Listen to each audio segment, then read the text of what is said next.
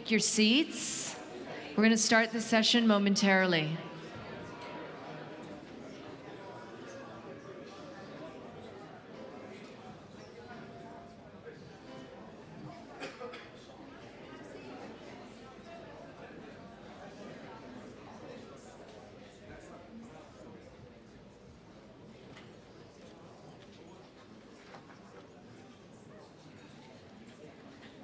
Ladies and gentlemen, please welcome Vice President and Director of the Brussels office of the German Marshall Fund, Dr. Ian Lesser.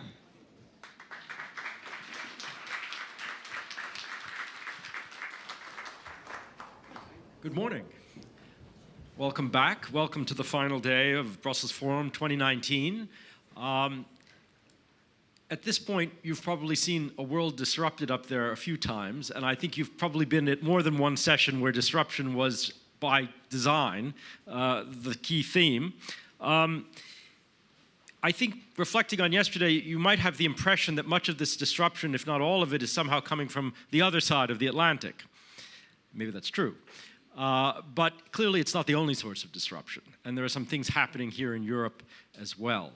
And so to start us off this morning, we're really very, very pleased to continue with a conversation about how to decode the European elections, what they mean, how to understand what they might be saying about European society and politics. And to have that conversation, we're really delighted to have with us a colleague of mine, but also a great friend of GMF, Ivan Krastev, the chairman of the Center for Liberal Strategies, and my wonderful colleague in Brussels, Rosa Balfour, a senior fellow at GMF. Rosa, Ivan, please join us. Please join me in welcoming them.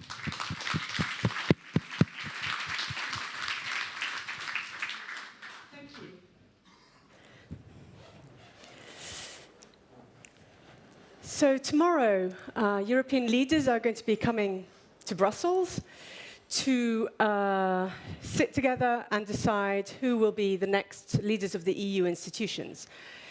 They came 10 days ago and were unable to make these important decisions. Why is that? Well, there were European Parliament elections last month, and the outcome is shall we say, creating some difficulties in choosing the leaders.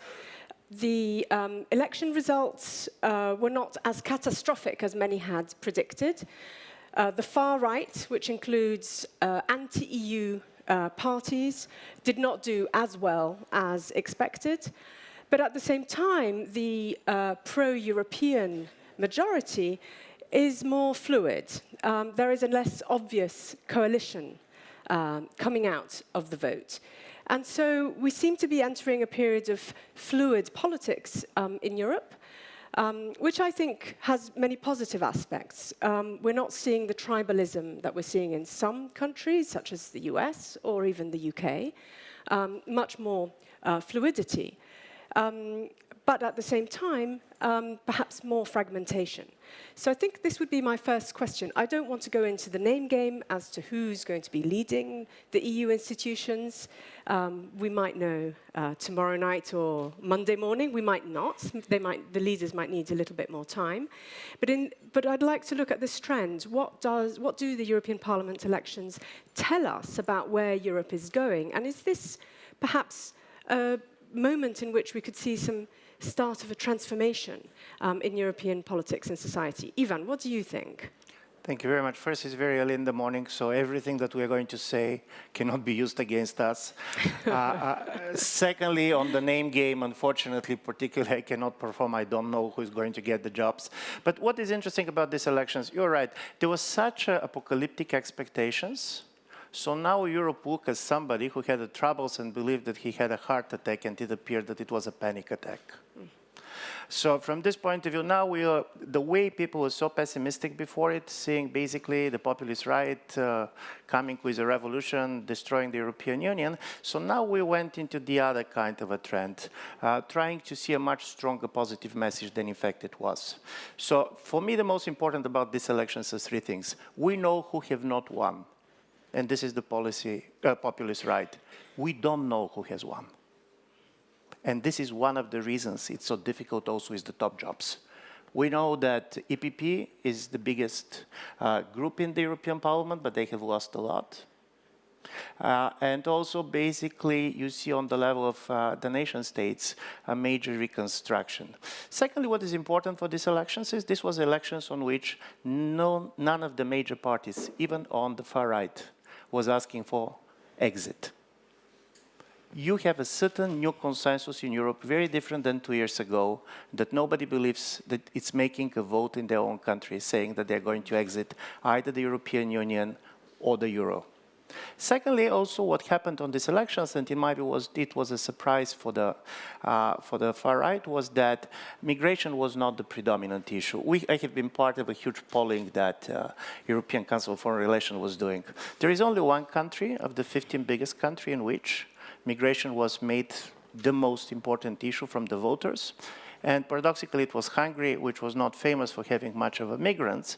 But the story was that, keeping in mind what is the media control in Hungary, I do believe that if Mr. Orban has decided to convince his own citizens that poisonous snakes are the biggest threat to the European Union, he could have made it.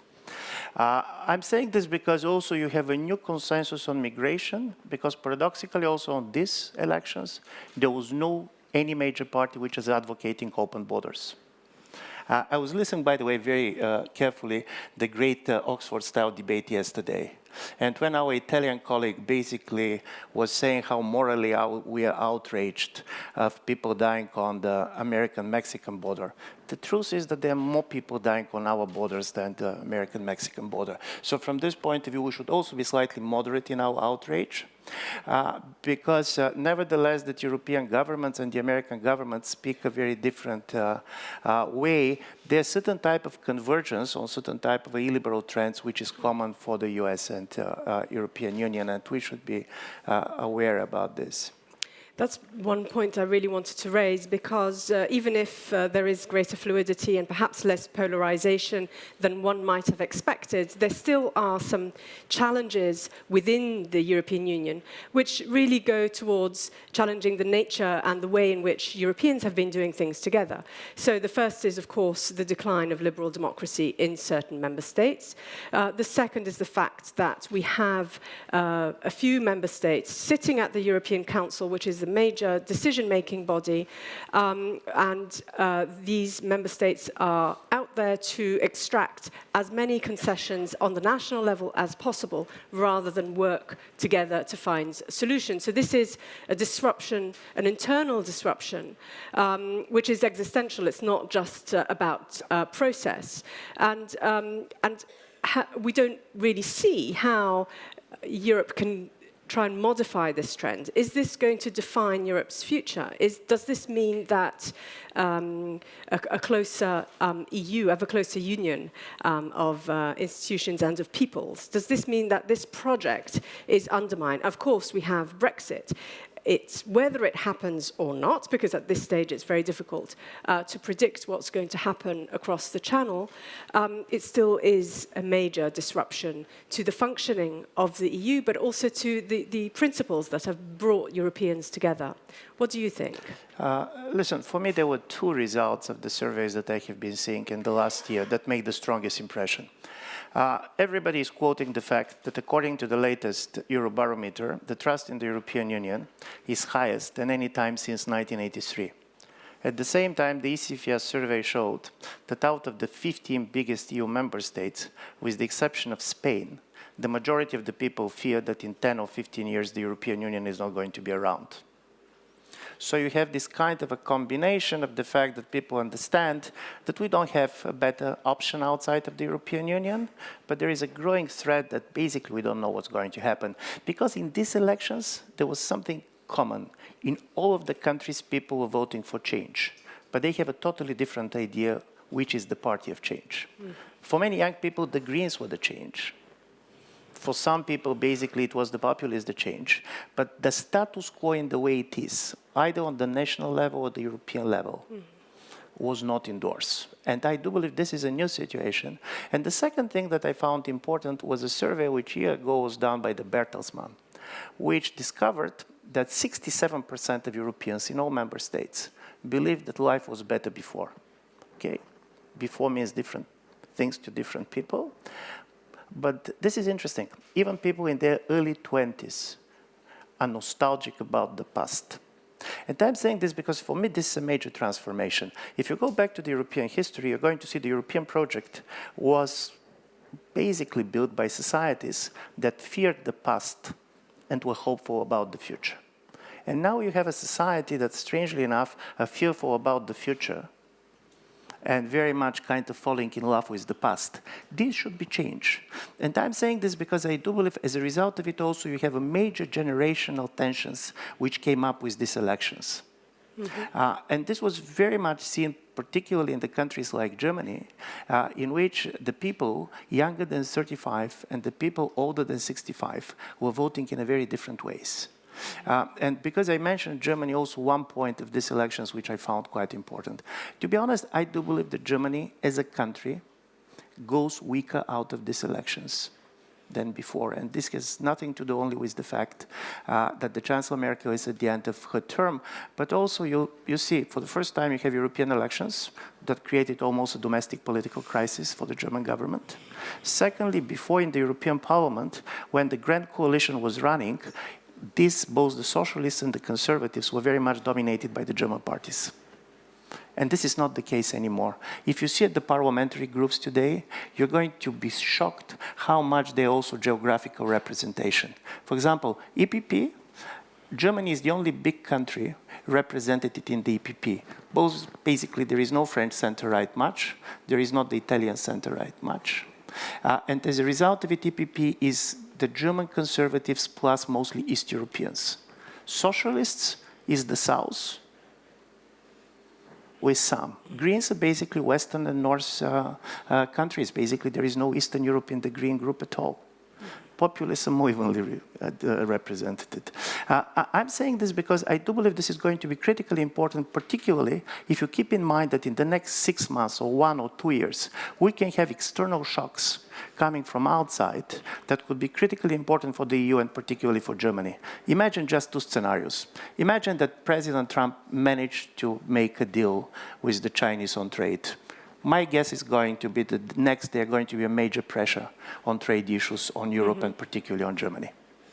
And secondly, imagine that the Chinese and the Americans are not going to make a deal and there's going to be a major escalation in the confrontation. Then the pressure on the European Union and particularly on Germany to take side on the Chinese-American conflict is going to be higher. So from this point of view, I do believe that the worst that can happen to us is to believe that European elections can solve the problems that we have. It bought time, and to be honest, very important time. It also gives a confidence that it's not doomed. The populist right basically is not as strong as many people believed. But on the other side, none of the major choices that we're going to face, we are very much prepared for them. And from this point of view, there is still not much reasons to be celebrating. Yeah, I agree. And you've mentioned the external challenges, and we've spent the past 2 days discussing precisely those. What strikes me is that the external challenges point to the urgency for Europe to get its act together and to overcome these deep structural difficulties, but also difficulties tied to the inability to respond to events, and that accumulates and undermines Europe's ability even further. But at the same time, the narrative of managing decline, we can be stronger together, it's a very negative narrative. Shouldn't Europeans focus on finding a more positive narrative that indeed can usher in a new generation of leaders with a positive project of what Europe can do and contribute to the world? Listen, I know that the narrative is a great word, but the problem is that message in the time of crisis does not make a sense outside of the messenger. We can construct the beautiful narratives, but in time of crisis, particularly in a low-trust environment, it's easier for the people to trust a political leader than to trust a political message. What happened with the mobilization in Western Europe around the environmental issue is, in my view, very positive and important, not simply because of the environmental part, but because it's about the future. And from this point of view, you are going to see on the streets of Europe two types of people. One is the populists, anti-migration parties, which are criticizing the European Union for what it is doing. On the other side, you have the younger generation and the Greens criticizing them for what they're not doing. This is a different type of criticism. And for me, trying to turn the European politics towards the future, and to be honest, the future, which is going to be highly problematic. I see that I don't have time, but I remember at the end of the Cold War, America used to have a vice president called Dan Quayle. I don't believe that he was somebody invited on the GMF major conference, but Dan Quayle coined a phrase that, in my view, equals way today. He said, "The future will be better tomorrow." And I do believe that in a certain way, both tomorrow and future should figure slightly stronger in our discourse. Because European Union and European publics are too much distracted to comment on Donald Trump. To be honest, we are not in the business of commenting all the time what Americans are doing, or Chinese are doing, or Russians are doing. We should decide what we want to do. So ultimately, we started off by saying that the EU is struggling to find its leaders, but ultimately we are saying that leadership is important. We do need to have people and not just narratives who can push forward the EU towards the future. King Lear has it best. He said, "The worst is not if we could say this is the worst." I think with these words, we can end our session. Thank you very much.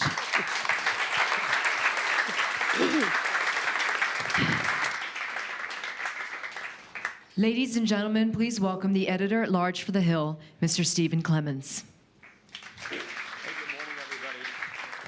Good morning, everyone. Let me invite up my friend Dieter Reynders, of course, Minister of Foreign Affairs and Minister of Defense. I don't know if that's a promotion or a curse. I don't know. Here in Belgium. Thank you so much for joining us again. It's always fun to have a conversation with you. And we're going to open this up to all of you as well. But let me start out and ask you, what's the most irritating challenge you have right now? But for the moment, I would say... Is it the British? There are two main problems for not only Belgium, maybe for many partners also in the world. First, I've seen the different discussions in the last hours and days about a world disrupt. Of course, we try to explain that we need to go back more and more to a multilateral approach, but it's challenging for the moment. And of course, at the European level, with the Brexit, with some evolutions, with some populist parties, with different oppositions in different parts of Europe, but also at the international level. Of course, we have tried to have a different kind of multilateral agreements, and it's become to be more and more difficult to go forward with that. I'm thinking about the discussion inside the NATO, inside the WTO, but also the Paris agreements, and maybe... So is that more irritating for you than the United States? But we are now, not only with the United States, also we have different problems in the discussions with the US about, I said, the Paris agreement, but also about the JCPOA, about Iran, because we had an agreement.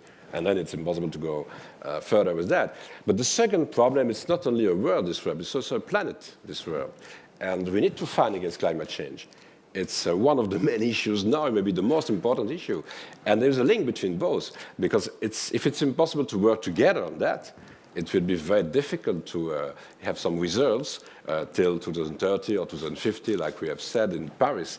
And so that are the main challenges for the moment. Belgium is back, if I may, around the table of Security Council in New York since the beginning of this year.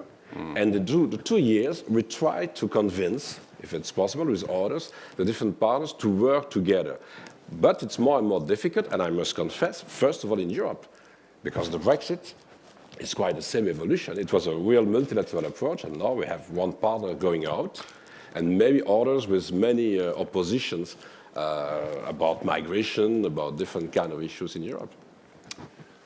So why is the message that Belgium or any member country of the EU is stronger with everyone working together not more compelling right now? What's come undone? We were just talking offline about even the domestic situation, because I know the King has asked you to put together a government, and you were giving me I mean, what you described about what was going on inside Belgium sounded a lot like what's going on inside of Europe, that other parties are saying it's better to stand alone than work together. Why is that so seductive? Of course, it's a trend for the moment to try to work alone, to go to different extremist parties, to far right, to far left. It's the same in Belgium, in the two parts of Belgium, in many countries in Europe. Do you feel like the last sane man in the country? Yes, and maybe to think that it's better to work alone and to be stronger alone. It's maybe the situation in UK with the Brexit and with others. But if I may, on the longer period of time, we don't have any lessons to give coming from Europe, but we have a sort of expertise.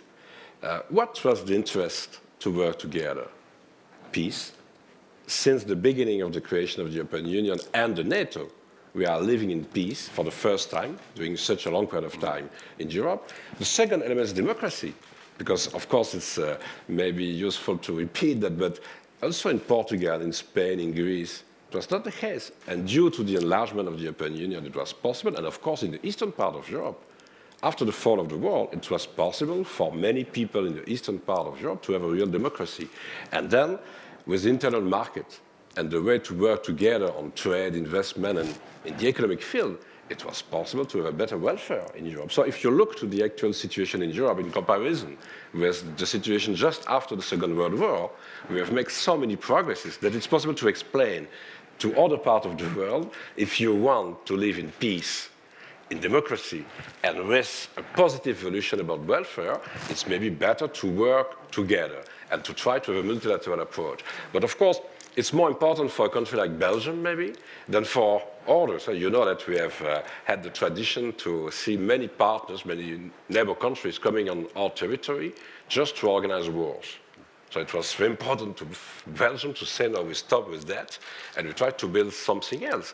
And I'm sure that in Southeast Asia, or in Latin America, or in many parts of the world, maybe also in Africa, the only one way to solve different conflicts, sometimes military conflicts, and to organize a real democratic process is to try to organize a certain integration among different neighbor countries. Not on the model. We don't have, I said, any lessons to give. We have had so many problems in the past.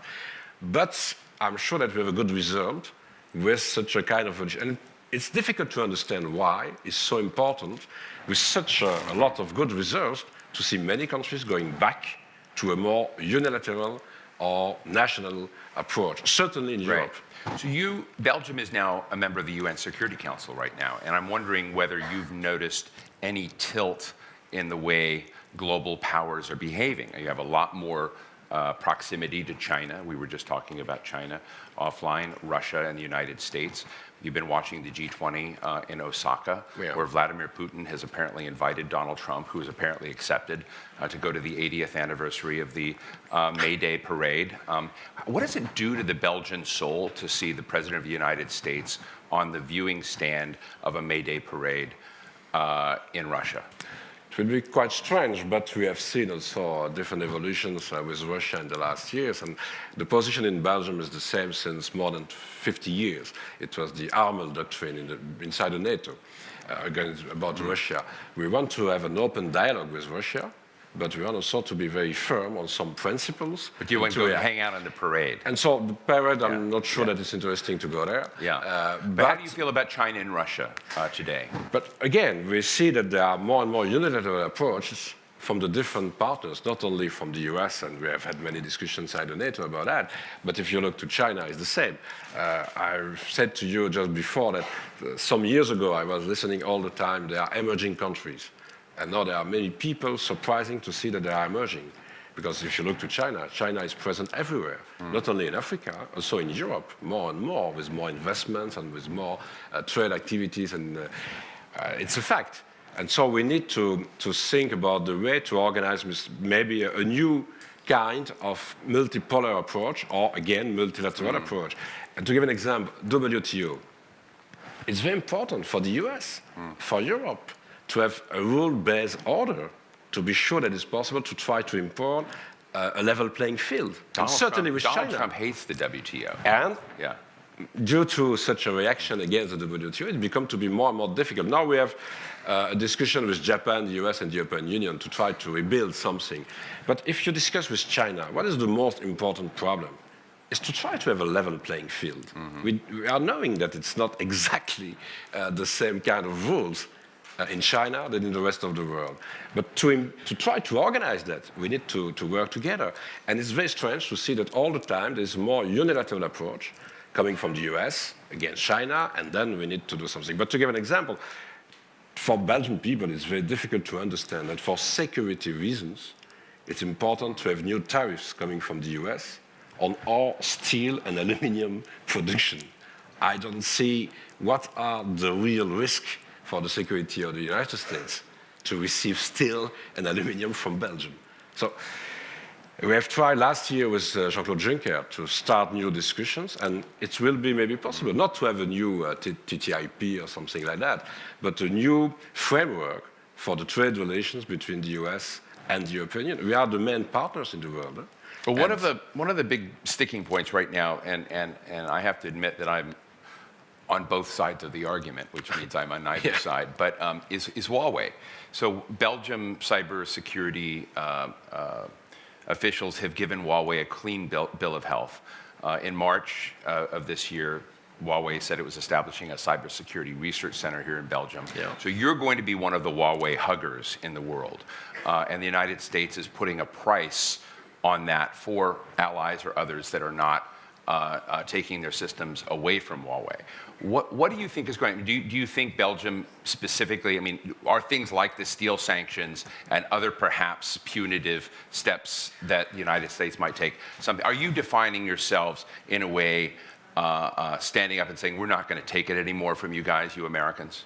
No, we try to work with the different partners. But first of all, we receive, it's true, more and more investment coming from China, like many other countries in Europe and maybe in the world, because it's one Belt, one road. It's a real impressive project, but not only to Europe, to the many other continents. Right. But in Belgium, what are we doing about that?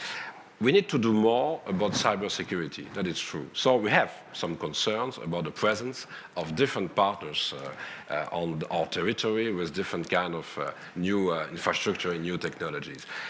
But we need also to give an answer at the European level. And since more than 1 year and a half now with Cecilia Malmström, the European Commissioner, we are working on a system of a sort of protection for some very strategic infrastructures. And it's very important to discuss together and to say, in some fields, it's better to try to do something at the European level and not to let different investment coming from abroad and certainly from China. First of all, because, I repeat, we are not sure that there is a level playing field with China, and there is the same kind of interest about our cybersecurity in China.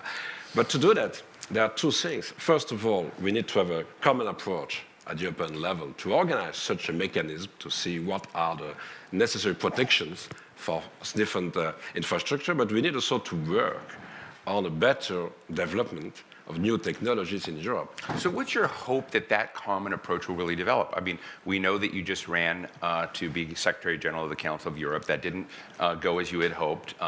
A leader from Croatia has now taken that post. Do you have real faith that I'm just interested in you keep saying we need a common approach, we need multilateralism, and you keep saying, on the other hand, we're not getting there, we're not achieving it, we have lots of internal problems. So what is the fix? If not you, what else? But I've proposed a project for the Council of Europe, but I've seen that it was a split inside the Council about the western part and the eastern part, and maybe about the way to think about a real, again, multilateral approach, integration about the human rights, their democracy and rule of law. Right. And some countries thinking that it's better maybe to work alone. And it was a very interesting debate during 3 days about the presence of Russia again in the Parliamentary Assembly of the Council of Europe. And I had the feeling during the last days that it was better for different kind of partners in the Assembly to don't have a strong institution. I'm not speaking about a strong Secretary General, but a strong institution. There are, in in better position with such an institution without any capacity or too much capacity to intervene in their own country. But that's the evolution with some populist parties and far right and far left parties in different parts of Europe. But again, to go back to the question about the way to react on that, of course, we have a long tradition in Belgium to work with a multilateral approach. With the Benelux, we were the first in Europe to do that during the Second World War. And then, of course, we took part in the creation of the Council of Europe, and then the NATO and the European Union. But due to the results of such an approach, it's important to us to try to explain that, of course, there are different ways to think about the world.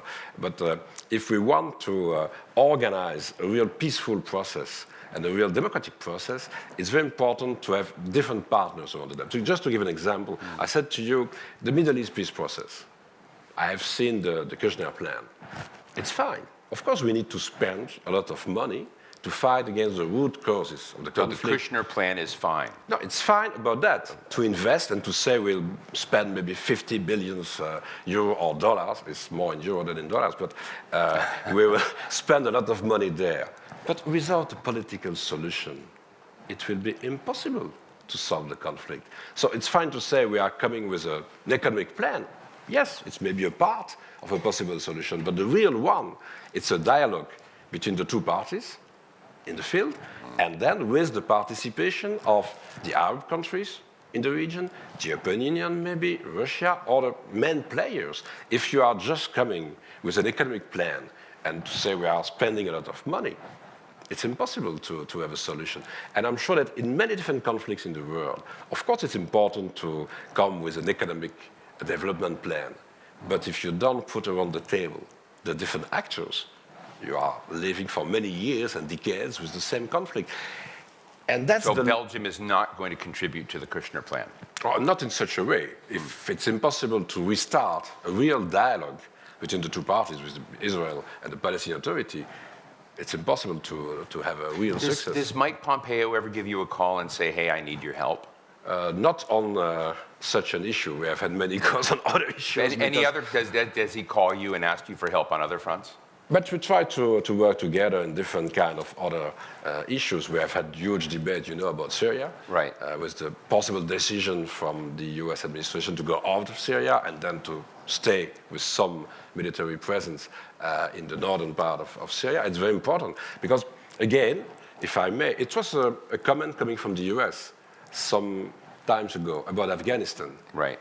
Together in, together out. That is a real multilateral approach. So and then we have listened now, maybe some unilateral decision to say we are going out. It's not the best way to organize a Secretary transition. Jim Mattis was as offended as you may have been. Yeah. So were you deeply offended by the comments, regardless of where it came out?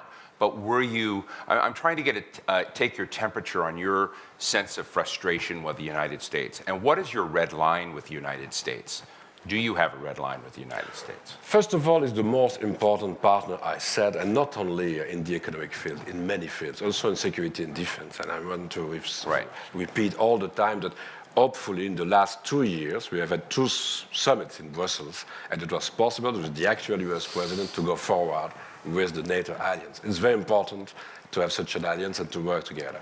Second element, of course, we have different visions on the way to organize the discussions in the world, but we are also working with many American people. I want just to give an example. I spoke about climate change. It's maybe the most challenging issue for the moment. Of course, we don't have the same vision than the US administration on that.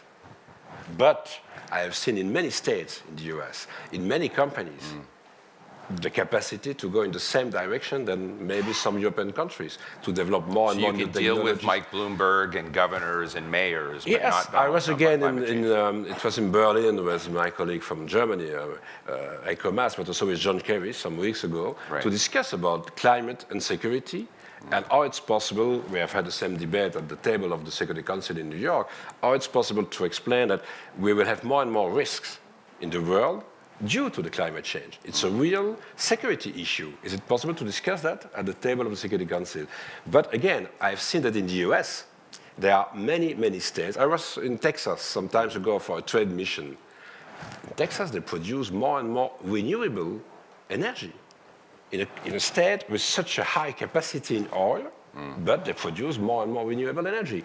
And in Europe, we need to think about the way to compete in the new technologies about the fight against climate change. Just to give an example, in 2000... I love how you've sidestepped my red line question, but that's okay. No, but the red line, it's that we have some red lines in the discussions about, I would say, climate change. We want to go further with the Paris Agreement. Right. With or without the US, we go further, forward.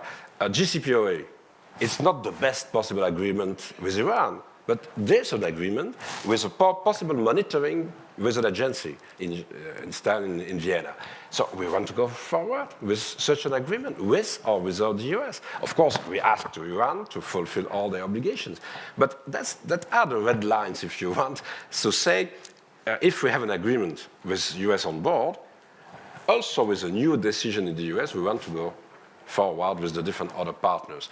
And the second element, that it's possible to work with many people in the US. Of course, it's better to do that also with the US administration.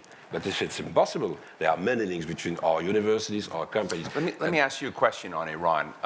Just a little while ago, Senator Blunt said, we are not close yet to a collision, a military collision with Iran.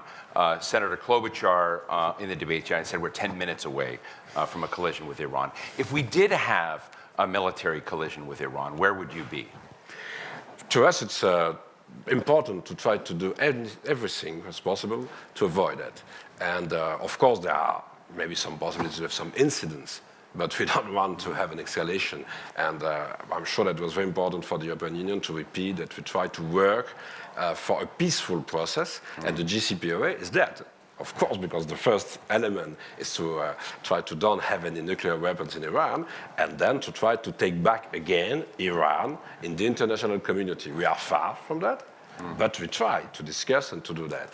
If there is an escalation in the military situation, of course, we will ask immediately to have a real coordination with the US, because also for the NATO, it will be a huge problem to see that one of the main partners is engaged in such a situation. But I'm more in the way to think about the first idea. We are far from such a real escalation. We are not far from one of another incident, but I'm sure that it will be possible to maintain a quite peaceful process in the near future. But the most important reason to try to go forward with the GCPOA is that if you don't have any contact with Iran, it will be very difficult to have an influence there. And so it's the reason why we are sure that there is a possibility with the GCPOA, and maybe with other discussions about ballistic missiles, about the regional role of Iran. In fact, we are on the same line with the US to discuss on different issues, but we don't want to stop the implementation of the GCPOA because we don't have a real success on the ballistic missiles and the regional role of Iran, because you know that regional role is not only Iran. There are other players in the region, and we need also to have a fair approach and to discuss with the different actors in the same way. But again, just to go back to one issue, we have also a problem in Europe when we are looking and discussing about the world. Of course, we have our problems. I don't want to go back about the Brexit and others. But also, we need to try to develop our own champions in different fields. If you are looking back, economic champions? Of course, and certainly new technologies. Because I remember the discussion in Lisbon about the Lisbon process that time with Antonio Guterres, who was Prime Minister of Portugal. And it was the idea to be the most knowledge society in the world 10 years later, in 2010. And all the leaders on the table have sent some SMS and messages to explain that. On what? Nokia. It was the only one phone for everybody maybe in the world, the most important company. 10 or 15 years later, when we discuss about the evaluation of the Lisbon process, they have sent a message on an iPhone or a Galaxy. So no more company in Europe in such a field. That I want to say that there are some success. We have seen with Airbus and maybe in other fields, in pharmaceutical industries and so on. But the new technologies, certainly in internet, we are speaking all the time about the GAFA. I'm searching for one European company in that. And so, well, it's interesting, Ericsson and Nokia are really the only, and Samsung are the only competitors to Huawei in the kind of equipment that Huawei produces. Yeah. And Europe is not putting its muscle or financing behind the global expansion of Ericsson and Nokia, which leaves the world open but to it will Huawei. No matter what you think of Huawei, there's just a structural difference between. Yes, but it's a real issue for Europe because it will be a challenge for the next Commission. Right. I fully understand that it was very important for the Commission to apply the actual rules about competition in Europe. But are we able to discuss about, in some fields, the capacity for Europe to work as a real unity in competition, not inside Europe, but in competition with the US, with China, in different new fields? And if we want to be very competitive against Huawei in such a kind of infrastructure, but also against the different companies coming from the US on internet, we need to discuss about the capacity to work again together at European level. You have seen maybe the proposal of a merge between Siemens and Alstom some time ago. I fully understand the reaction of the Commission. It was fair in application of the actual rules. But if we want to have a real European champion in competition with companies coming from China or the US, we need to think in another way to try to organize the capacity to have big companies also coming from Europe. But that means that we need to have a common approach in Europe. So again, a more multilateral approach in Europe, and now to work separately. And the Brexit and other trends in Europe are very dangerous on that. Before I go to the audience, and we're going to have to go lightning round, so fast questions, fast answers. Viktor Orban, Hungary, how comfortable is that? As we're talking about China, Orban is the principal sponsor of this 16+1 partnership with China. Does this make you crazy? Not crazy, hopefully, but I have said that in different meetings at the level of the trade minister, because I'm so in charge of the trade at the international level, at the European level, we want to say that it's impossible to go forward with that. We need to have a common approach with 28 or 27, but not 16+1 or another kind of... Do you have red lines with Hungary, like you have red lines with America? On both sides, human rights and democracy, and we have now a discussion in the European Union based on Article 7 of our treaty, like with the judiciary reform in Poland, because I'm in favor. It was my proposal also to the Council of Europe, but certainly in the European Union, we need to pay attention to the rule of law, and not just about the economic convergence. I was Minister of Finance for 12 years. It's important to control the budget year after year, but we need also to control the values, rule of law, democracy. And in Hungary, we have a lot of concerns about that, and how it's possible to have a new mechanism in Europe to control that, and if it's needed, to take decisions. And about the way to work together, the same. If there are some evolutions with 16+1, it's become to be a problem. Let's go right here. Yeah.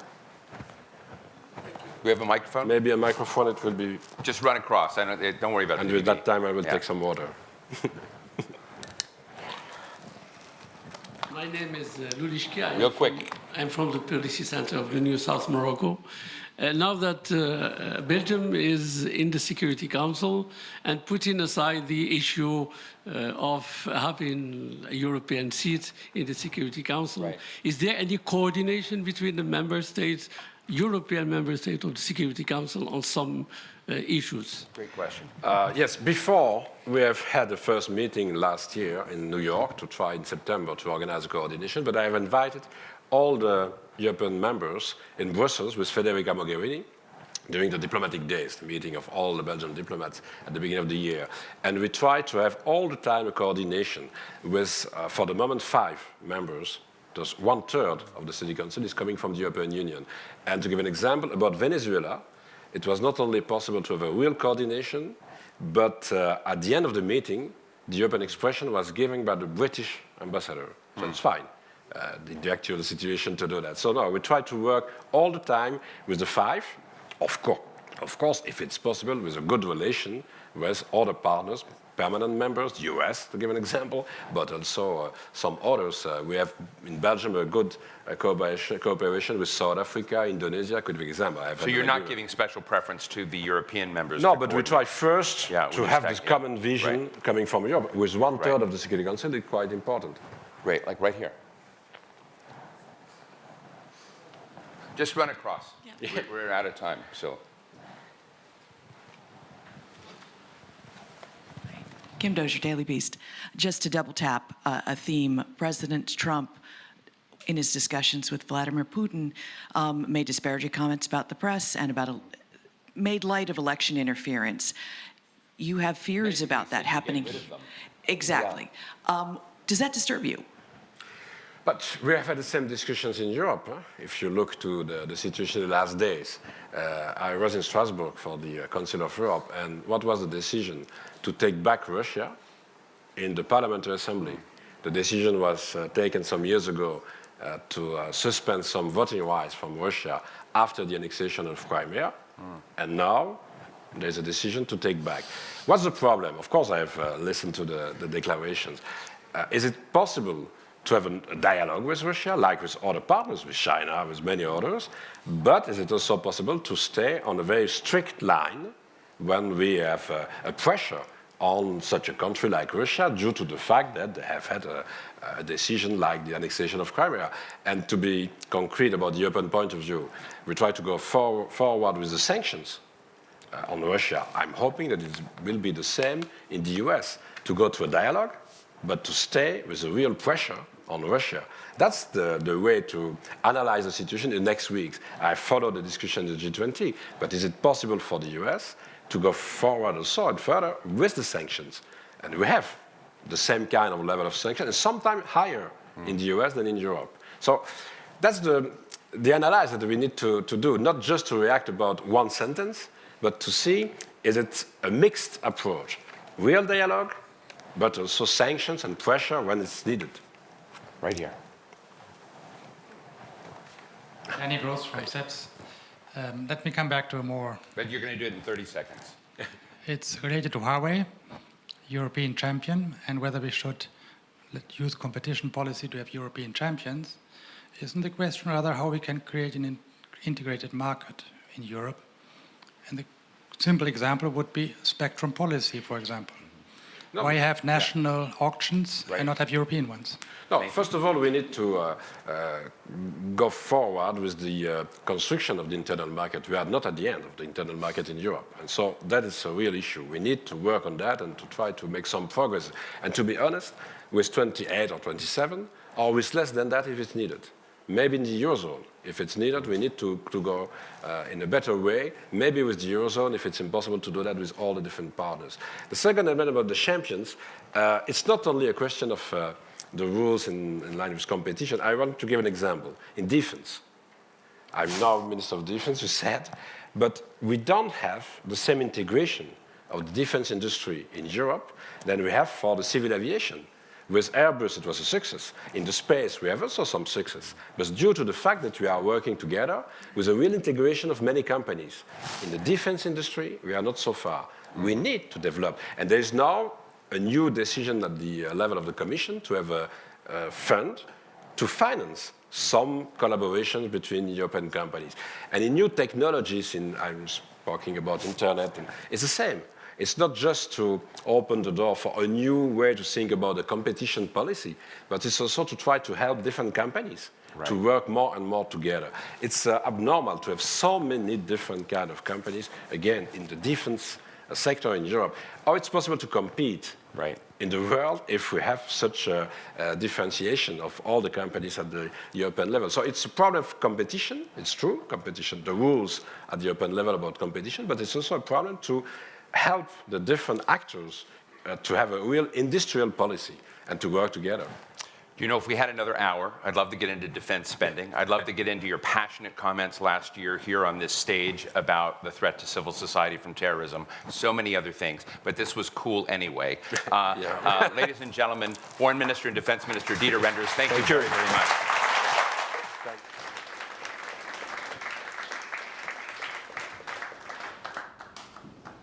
Ladies and gentlemen, please welcome Senior Fellow for Security and Defense at the German Marshall Fund, Mr. Bruno Lette.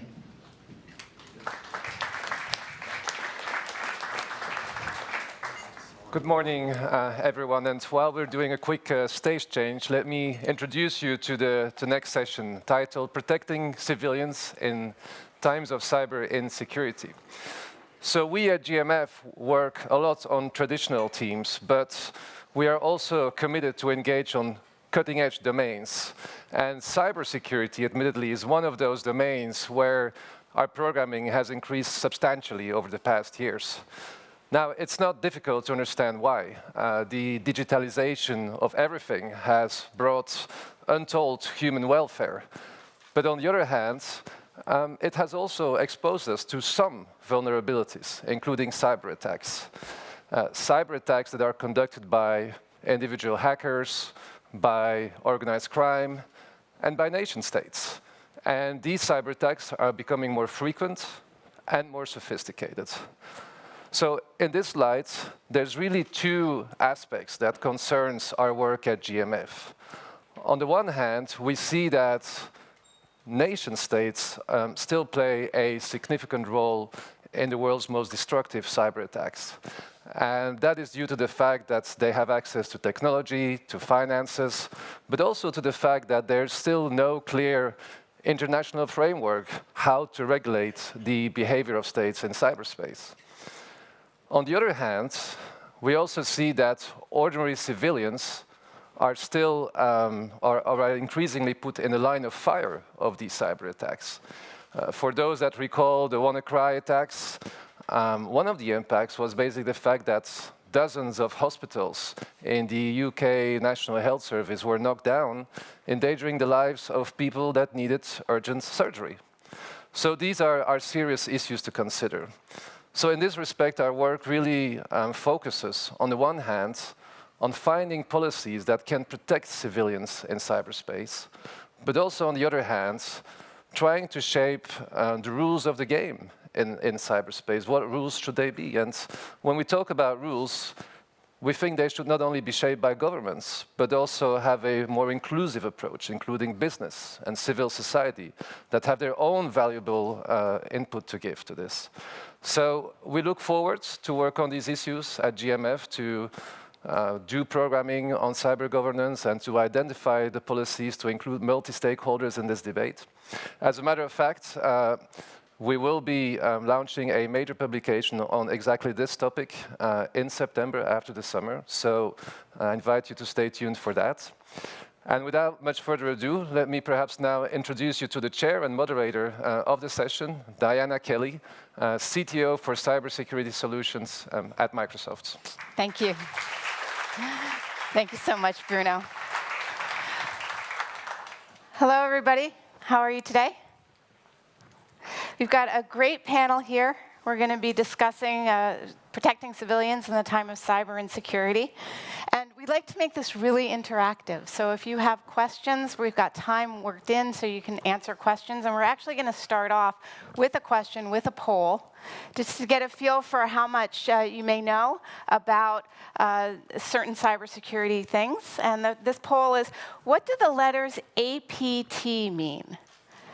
So if you've got APT, so if you've heard of this, you've probably heard of this phrase, maybe in relation to cyber criminal gangs like Fancy Bear or Cozy Bear. So what do you think, if you can just pull that up on your app, what do you think an APT is? Well, you guys are looking at that. We have 4 options for you, and I promise one of them is correct. So you're looking at that and filling those in. Let me just briefly introduce who's here. We have Mark Green from the US House of Representatives. Eckhart van Clayton, who is the VP Global External Affairs for Daimler, and Antonio Miseroli, who is the Assistant Secretary General for Emerging Security Challenges with NATO. Welcome. Thank you. So what do we get? Okay. We got a smart audience. You guys know what APT is. We couldn't trick you. We tried. We tried to make them very viable, but so you guys know. Yes, it stands for Advanced Persistent Threat, and that's because these campaigns are very sophisticated. That's the advanced. The persistent part is that they're very good at getting inside of networks and staying in there and getting a toehold so that they can stay in a network for 6 months, 12 months at a time, and then a threat, obviously, because they're trying to attack the company that they're in or the organization that they're in. So congratulations. All right, to get us started, I'm going to just get a little bit of a level set from each one of our panelists. I'm going to start with you, Antonio, which is the question is about cyberspace being a new battlefield, a new battle dimension for NATO to address. What does that mean? Well, certainly not just for NATO. Okay. NATO only owns a little a portion of that space and that mandate. Yes, cyberspace is an increasingly contested space. It is a battlefield.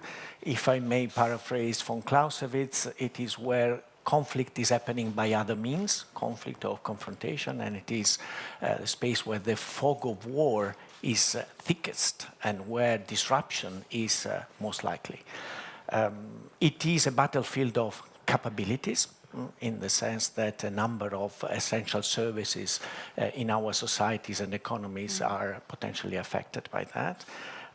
The critical infrastructure of our societies and economies is affected by that. Finance, transport, energy, health services, as Bruno correctly pointed out, communication in general, and therefore also military activities are affected by that. It is a battlefield of narratives, I mean, increasingly so, and it is the critical infrastructure of our democracies, the credibility, the integrity of our democratic processes and electoral processes that are affected. And it is also an unconventional battlefield as compared to the past. It is a battlefield in which the battlefield is not shaped by states. States may still have the legal monopoly of force. They don't have the monopoly of code. And it is very often the private sector that shapes the battlefield. The cyberspace is mostly privately owned and privately run. And it is also a battlefield where a plurality of actors, both state and non-state actors, operate, and they have a very different methods, very different capacities, and very different objectives. So it is not just a job for NATO, it is a job for everybody to deal with. Yes, yeah, you're correct. Thank you for correcting me. And on that line, since it is a job for everybody, for all of us globally, as a private sector company at Daimler in this age of cyber insecurity, what are some of the big challenges for Daimler right now? Yeah, thank you. Before we start discussing the challenges, I would like to say some words about the huge advantages coming along with it, because often the challenges are mirrored by the advantages. Yeah. And regarding cars and trucks, I would say, especially regarding cars, there are 3 or 4 huge promises coming along with it. The first is about autonomy and self-determination. The second is about safety. The third is about privacy, and the fourth is about comfort. And all these advantages coming along with cars are multiplied with the new or not so new abilities coming from digitization and artificial intelligence. And if you mirror them with the challenges, you also can see that the threats coming along are also multiplying and attacking these 4 advantages. And we have seen so far that trucks, cars, and even in a broader sense, devices for mobility, civil devices were used for terrorist attacks. It's starting with 9/11 and civil airplanes. We saw by Daesh the abuse of cars and especially of trucks in Barcelona and Berlin and somewhere else. And these were always with drivers or pilots, human, and if you have all the other abilities, you can see how much the threat could grow and will grow if you do not have the appropriate security answers to that. So, frankly speaking, maybe we will see or have not seen so many attacks with trucks and cars because of the lack of suicide drivers. And if you have cars driving autonomously and trucks driving autonomously, of course the threat will grow. So this is just one spotlight on this, and there are, of course, furthermore regarding the safety and the security of the data, the passengers, the ability to attack the infrastructure within the car, via the car, and then, of course, in the broader sense, all the threats and challenges coming for a company as a general. But maybe this is a spotlight for the opening. We'll be getting a little bit deeper into that. And you took us from the positive straight into the suicide drivers. So that's the arena. With positive. All right, Mark. Given what you've heard so far, thinking about what do you think the responsibility is of a state should one of the companies in that state be attacked by another nation state? Sure. You know, first let me just take a second and kind of set the conditions of what we're talking about. You probably have all heard of the DIME model or paradigm, of warfare, and you've also probably heard of the domains of war. You know, we think of an attack, we think of a strike against a building, and you see people and you see the wounded.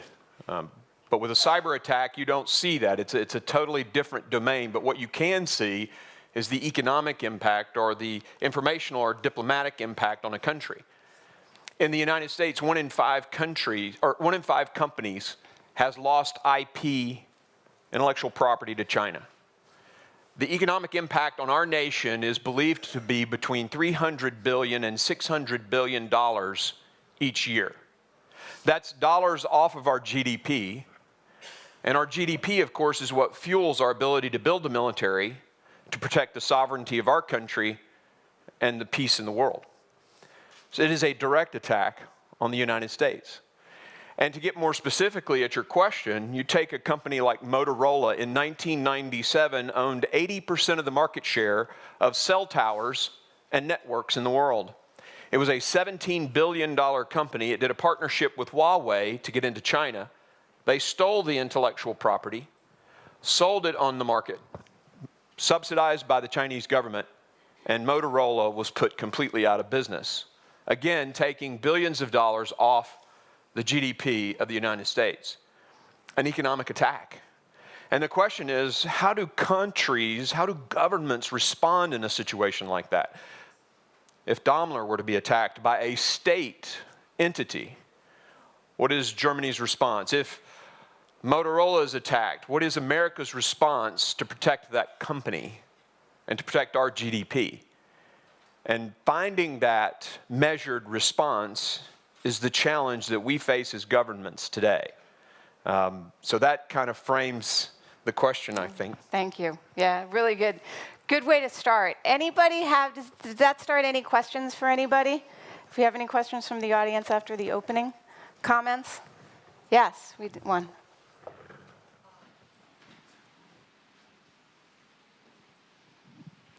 So I'm gonna pick on Congressman Green, especially with your background with the Night Stalkers. You used to have a target and a way to take out that target. I have been listening for a decade now, it feels like, to conversations about cyber attacks by non-state actors or state actors, and we don't know what to do about it because we're worried about escalation.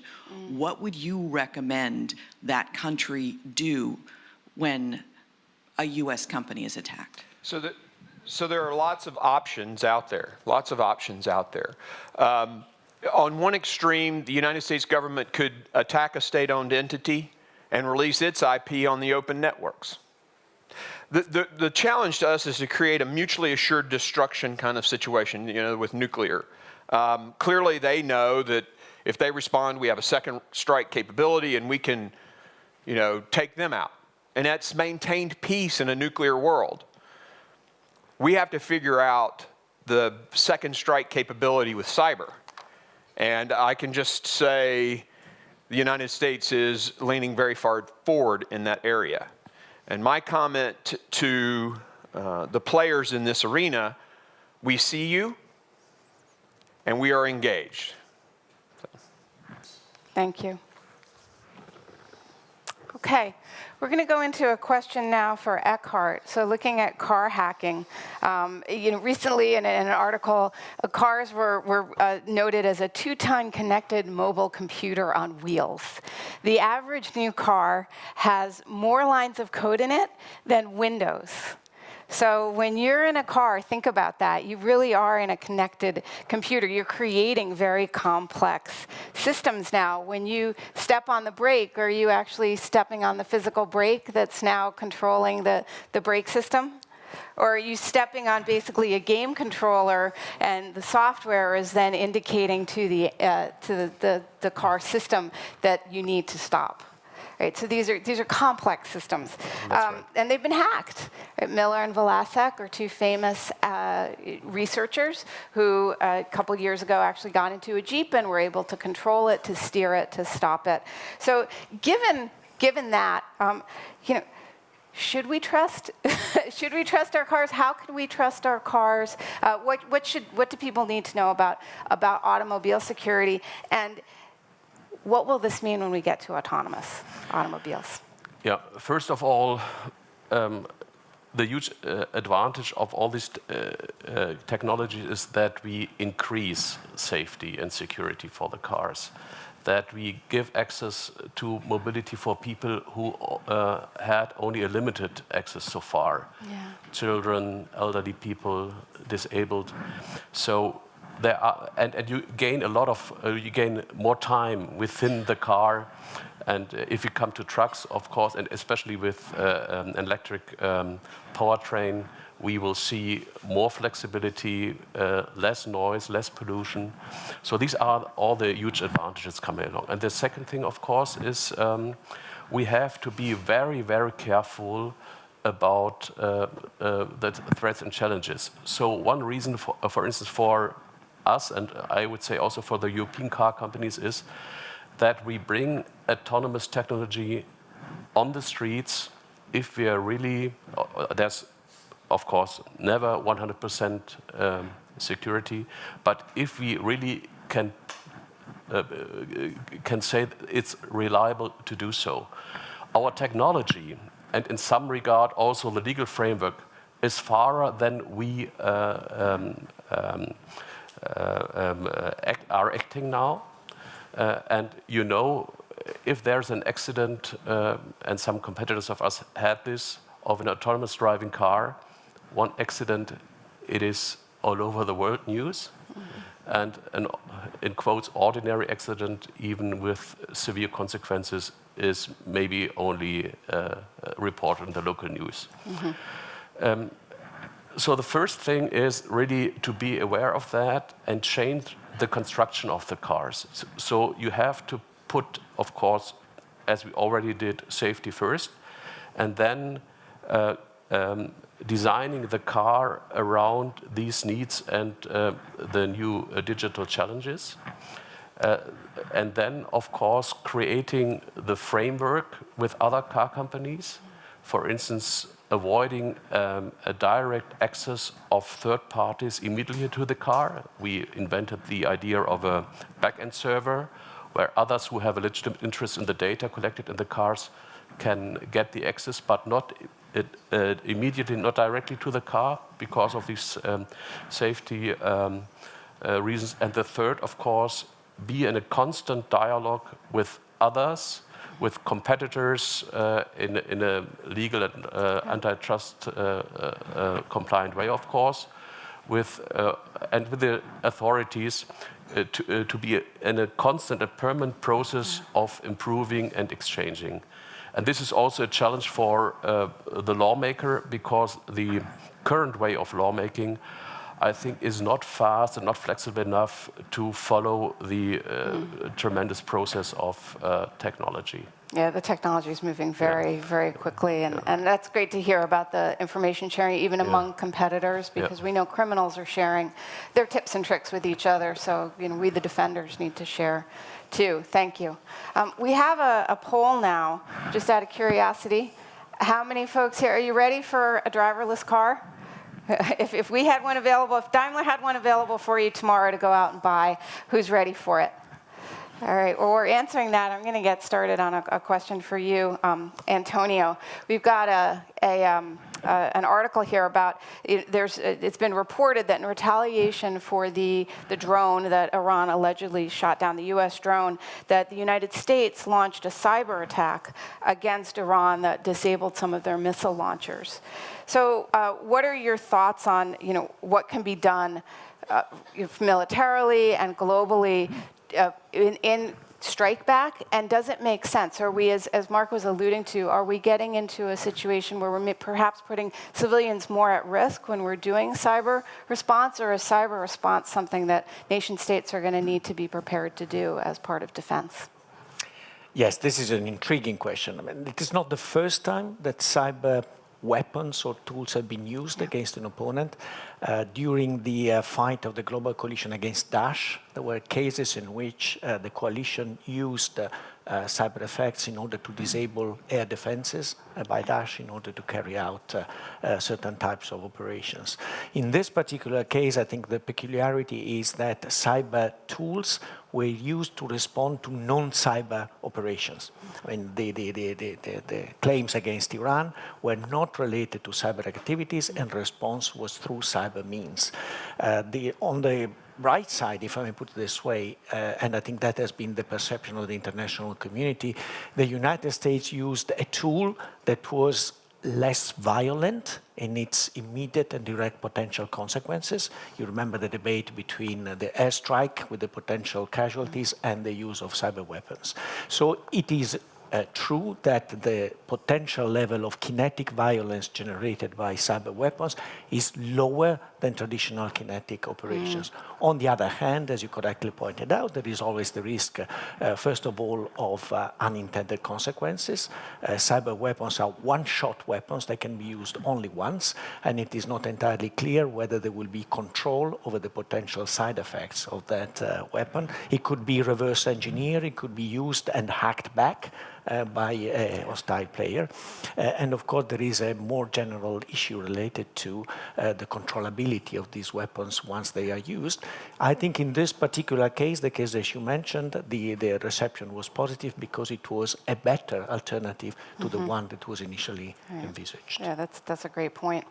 Yeah, sometimes it may be when you've got options of bombs or cyber, you weigh them differently. All right, so what do we get for the poll? Are we ready to drive our autonomous? If Daimler had it right, we're almost split, 50-50. Yeah, I know. I'm ready when we get them right because I don't like driving. But wow, that surprised me. I love it. Are you surprised? Yeah, I actually, as a state senator, passed the legislation in Tennessee that defined automated vehicles, and I thought people would be, 92% of automotive accidents are human error. So that, as you were saying earlier, the automation actually, even with bad accidents that would occur, is still way more protective than, without it. Because most errors are human. And when the machine takes that away, we're much better protected in the automated space. That's why I'm a little shocked to see that. Although the machine was made by a human, so we need to make sure that we did it right. They make great cars, though. Yeah, thank you very much. Okay, so pivoting back to Mark and to election security, the Financial Times reported on the U.S. midterms some of the ways that they were attempts to tamper with them. So they used an example of it, DEF CON, which is an annual conference in the United States for hackers, of hackers being able to hack some of the common voting systems by doing things like finding known set passwords that were available, discoverable on the internet, discussions of phishing attacks to get into emails. We saw this also in the 2016 election with the DNC.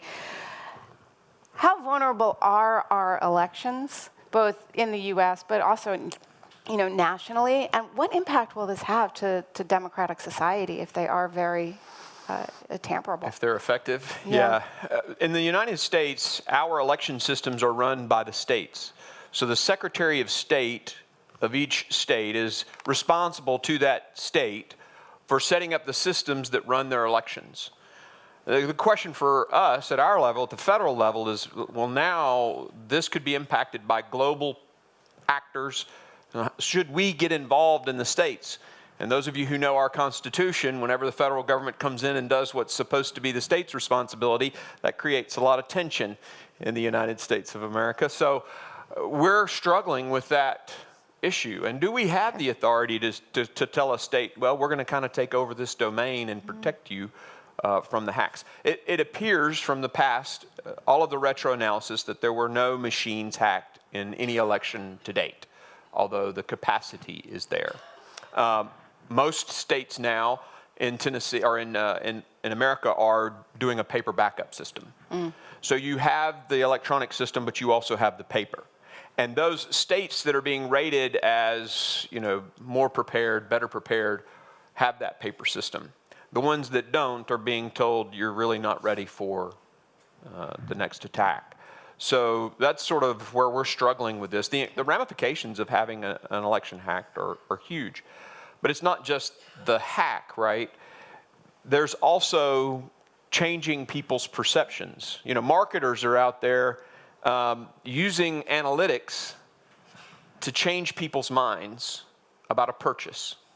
So perhaps you Google watches, or you, you know, send an email that says, I'm thinking about buying a watch. That is analyzed. And now your ads are all about watches on your feed. Or Mercedes. Right? So that targeting of you is what concerns us in elections. Okay. Is we can change people's minds. Yeah. And that is very powerful. And that is the greatest concern, I think. Yeah, changing minds. Okay, when we have a question for the audience now, which is, do you feel that our elections now, that there was a bit of a wake-up call in 2016, and are you feeling that now we're addressing this problem and that they're more resilient, or are you feeling a little bit nervous and like, oh, maybe we're in a worse state now that you've understood that there can be tampering with elections and you know, with people's thoughts and helping to shape their viewpoint. All right, well, we're getting that set up. I'm actually going to go back, if it's okay, go back to you, Eckhart. And we're going to take a look at an attack, which is the NotPetya attack, and as it went through Maersk, which is a shipping logistics company. And the lessons learned out of NotPetya were one that, and it was very nice because Maersk actually, as a company, has discussed openly their response and their lessons learned, which is this is a great gift to us as a cyber defense community, because it's very rare that a company will talk about their lessons learned, so they stay private. But Maersk has talked about with NotPetya the destruction, where that it went through their systems very quickly, impacted 50,000 systems, $300 million in loss. What is notable also about the NotPetya attack is that Maersk was not the target. They weren't going after Maersk, they were going after a Ukrainian company. And Maersk was collateral damage, which is, I think, an eye-opener for, we have a very connected supply chain, we have a very connected business world. So an attack on one of our partners may ultimately, get back to us. And Maersk said that they've learned that they needed to focus on both prevent and recover. And I'm wondering, from your viewpoint, how do you balance that, especially in an operational technology manufacturing environment? The cars themselves have operational networks in addition to information networks. How do you balance prevent and recover in those kinds of systems to make sure that civilians are safe? Yeah, of course, I cannot go now in technical details. Yes, but the main thing, of course, is what I already said, is being aware constantly about the threats and challenges from and the ongoing development of this in exchange with security administration and other companies, and then of course also thinking about what could happen step by step. And for instance, from a car company, and in that regard, the Maersk example is a good one, that it was not the primary target, the company. It could be the passengers in the car. So for instance, if you close the doors that they cannot leave the car and steer the car somewhere against their will, it could be someone around the car, it could be the infrastructure, or the car or the truck could be used, or the company to attack another company, or even the infrastructure of the country. And for all these different layers of threats, you have to have your own answers and to improve and constantly improving them. I would say this, and this of course is a huge challenge. But again, and coming back to the survey, whether people would like to use an autonomous car, this is what we see also reflected by this is what we see also among our customers, that beside of the huge technological advantages it has, there are concerns and there is skepticism. And we have to take this very, very seriously, because this is I would say, a natural attitude of the desire for safety. All in all, we trust our industries very, very much and our infrastructure. So for instance, if you're crossing a bridge, You're trusting that this is well constructed and it will not break down if you're on it. If you put your beloved ones into a box of metal on 4 wheels and drive with them 1,000 kilometers with 200 kilometers per hour, this is, of course, a huge statement of trust. And it's about food. For instance, in former times, in the past, the fear getting poisoned was huge. We know that from history, literature, and so on. Today, we have no concern buying a hot dog at a railway station or something like that. So our whole society, although we talk so much about mistrust, it relies on trust and confidence on each other, and maybe and in the broader sense, for the political process, this is attacked. But in the broader sense, we have really to keep this and be aware that maybe this trust, this litmus in our society could be this gloom of our society could be the main attack of someone who wants to hurt us. Mm-hmm. Yeah, great point. And it is. It's very much trust but verify, right? But yeah. Trusting is not enough because it has to lay on really on a constant safety and security strategy. Yes, and testing. Yeah, and I love that point about layered because it's true. You know, we have layered systems. We have to test them individually, test them as a whole in order to really get that full picture. And supervise them. Yes, in production. Yeah, thank you. And in practice, of course. Yeah. And not only in production. Right, yes. Yeah, that's actually, so when we say in production, it means when a website is running. But you mean when you're producing the car versus when I'm driving it. Yeah, that makes sense. Okay, thank you. Antonio, let's go to sanctions. So the EU was, I think we just passed, there had been discussion, but now the EU is looking at sanctions for if there's state-linked hacking and addressing that. And I'm wondering, what are your thoughts on sanctions? Are they going to be useful, not useful? How they're being implemented? Do you think that that we're going in the right direction? Well, sanctions are part of a broader conversation on deterrence in this field as in others. And of course, the peculiarity of cyberspace is that hostile operations are very difficult to detect, are very difficult to deter, and are very easy to deny. And that is the dilemma public authorities are confronted with, and states and in international organizations. The EU is true, just a few weeks ago, approved what they call a cyber sanctions regime. That is a sort of offspring of the cyber diplomatic toolbox that the EU has launched 1 year ago.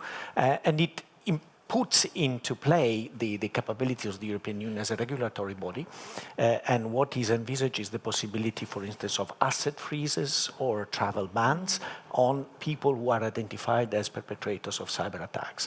So it is a way of using non-cyber responses to cyber operations. It's the flip side of what we discussed earlier on. I think the main value is political, that is imposing costs on those who carry out these attacks, and to do it publicly on top of that. There is an element of naming and shaming in public that is important as a political form of deterrence. Yet again, the flip side of this is that precisely for the reason that I mentioned earlier on, these attacks are difficult to detect and easy to deny. The kind of intelligence that can generate the evidence that could lead to imposing sanctions against specific individuals, organizations, or states is sensitive. It is very difficult. It would probably not stand in a court of law, or we wouldn't like to present it in a court of law because we would show our end. That is the dilemma that was already presented. We were already presented within the fight against terrorism. In certain cases, we had evidence, but showing the evidence would have showed our ends and our own sources of intelligence. And therefore, I think that it is still predominantly a political tool that has to be used. The senator spoke of DIME. That is the magical formula, diplomatic, information, military, and economic means that have to be used in order to deter these operations. But deterrence is deterrence by punishment. We mentioned earlier on the possible use of active or offensive cyber.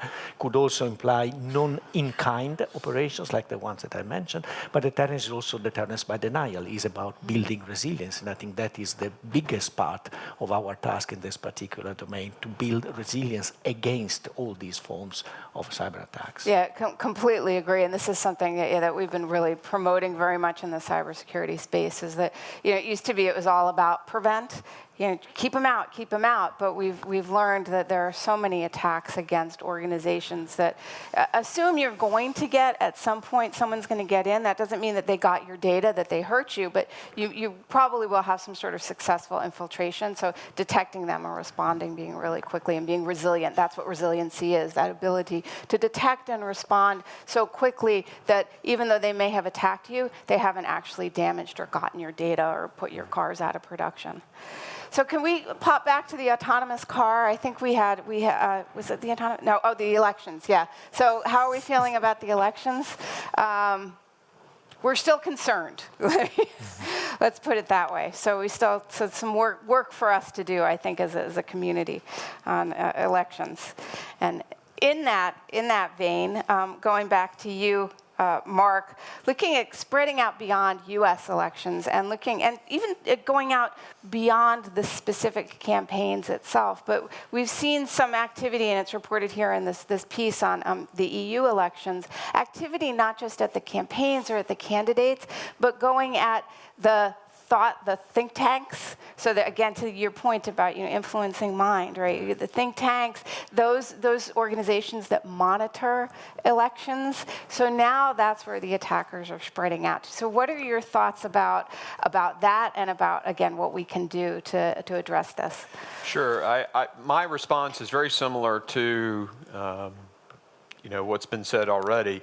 It's about all aspects of national power.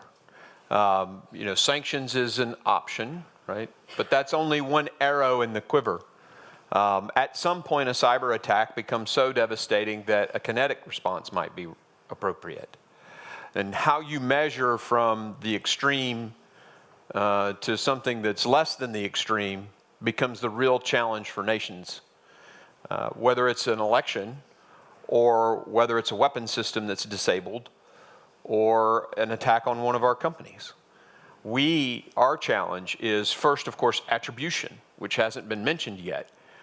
Okay, I missed that. But that's the first step is figuring out who actually did the attack, and then, of course, measuring the response based on what the attack is. And again, being willing to go outside of cyber to create that deterrence is, I think, critical. When someone knows that, for example, NATO or America will respond kinetically if a cyber attack is bad enough, hopefully that's a deterrent. So. Yeah, interesting. So being prepared to take some sort of action. Absolutely. Really, okay. Absolutely. That's what I mentioned earlier about having a second strike capability, whether that's cyber or whether that's kinetic or whether that's economic or whether that's embarrassing them, which was mentioned earlier.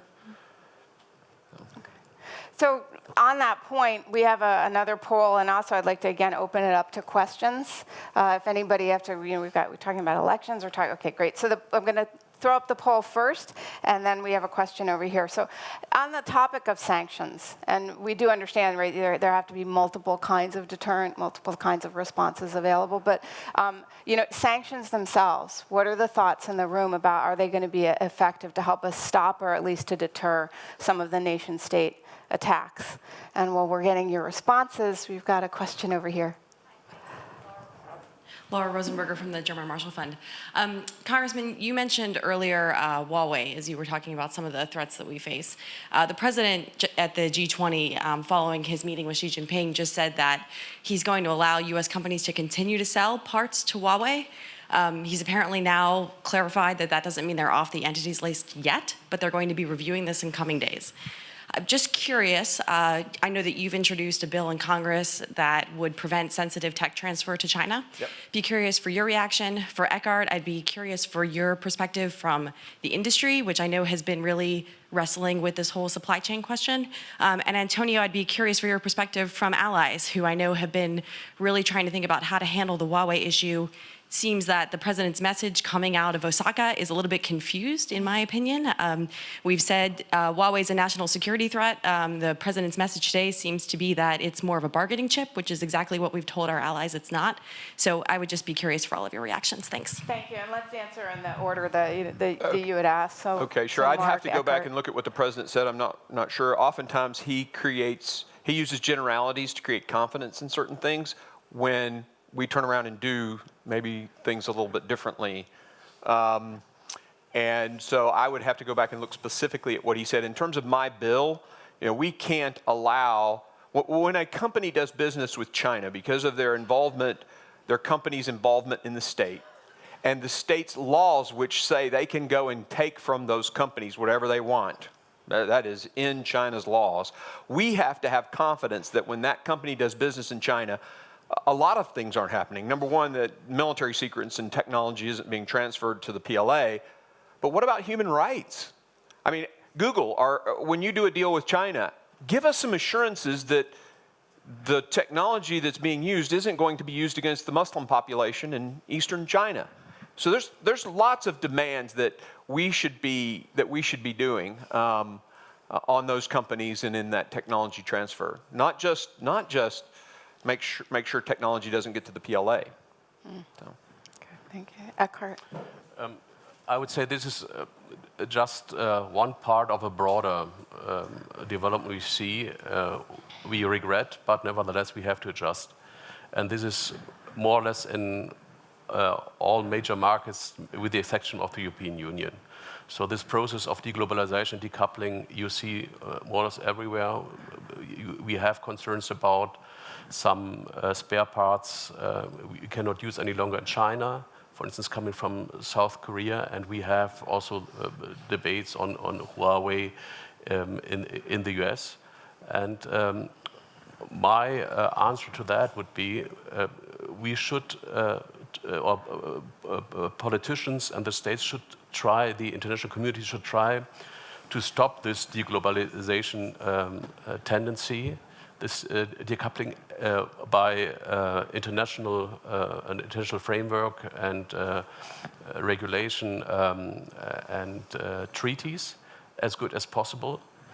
And if this is not as possible, of course we have to adjust. We have 3 huge markets, the European Union, the US and China, and in all these markets this is a simple statement: we have to be compliant, and then of course we will follow the regulation.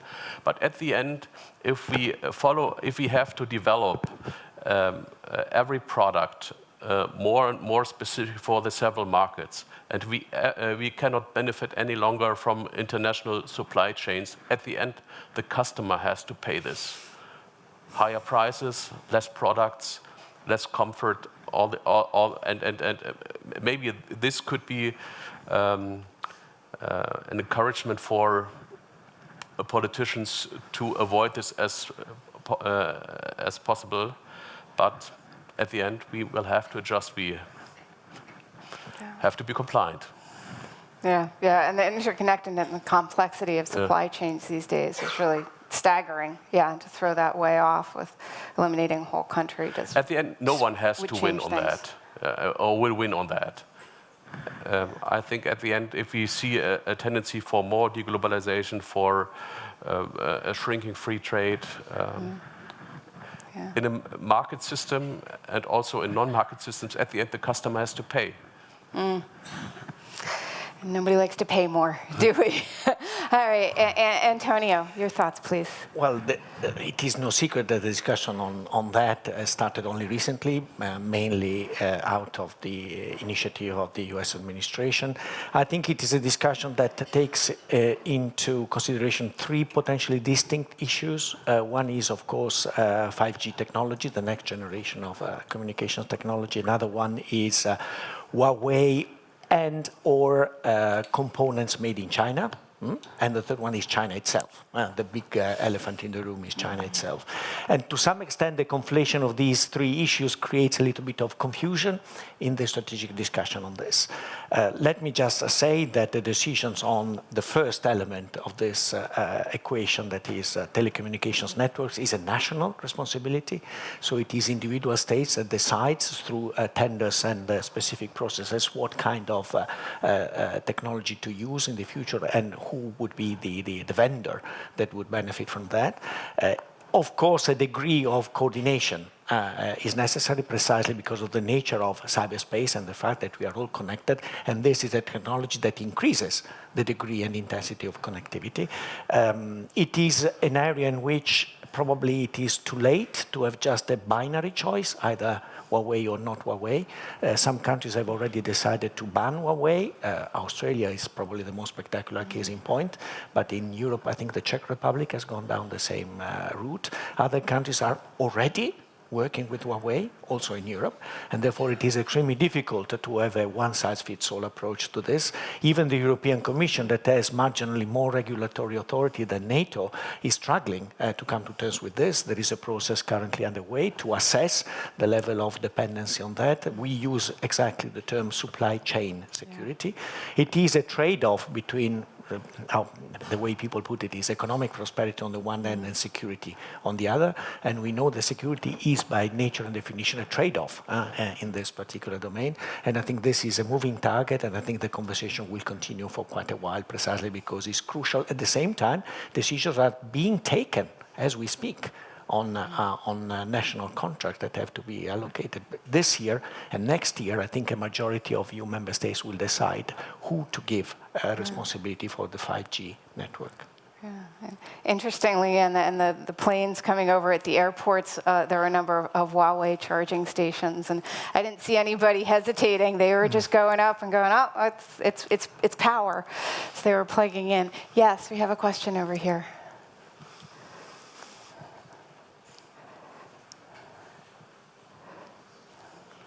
Thank you very much. Hiro Akita from Nikkei newspaper, Tokyo.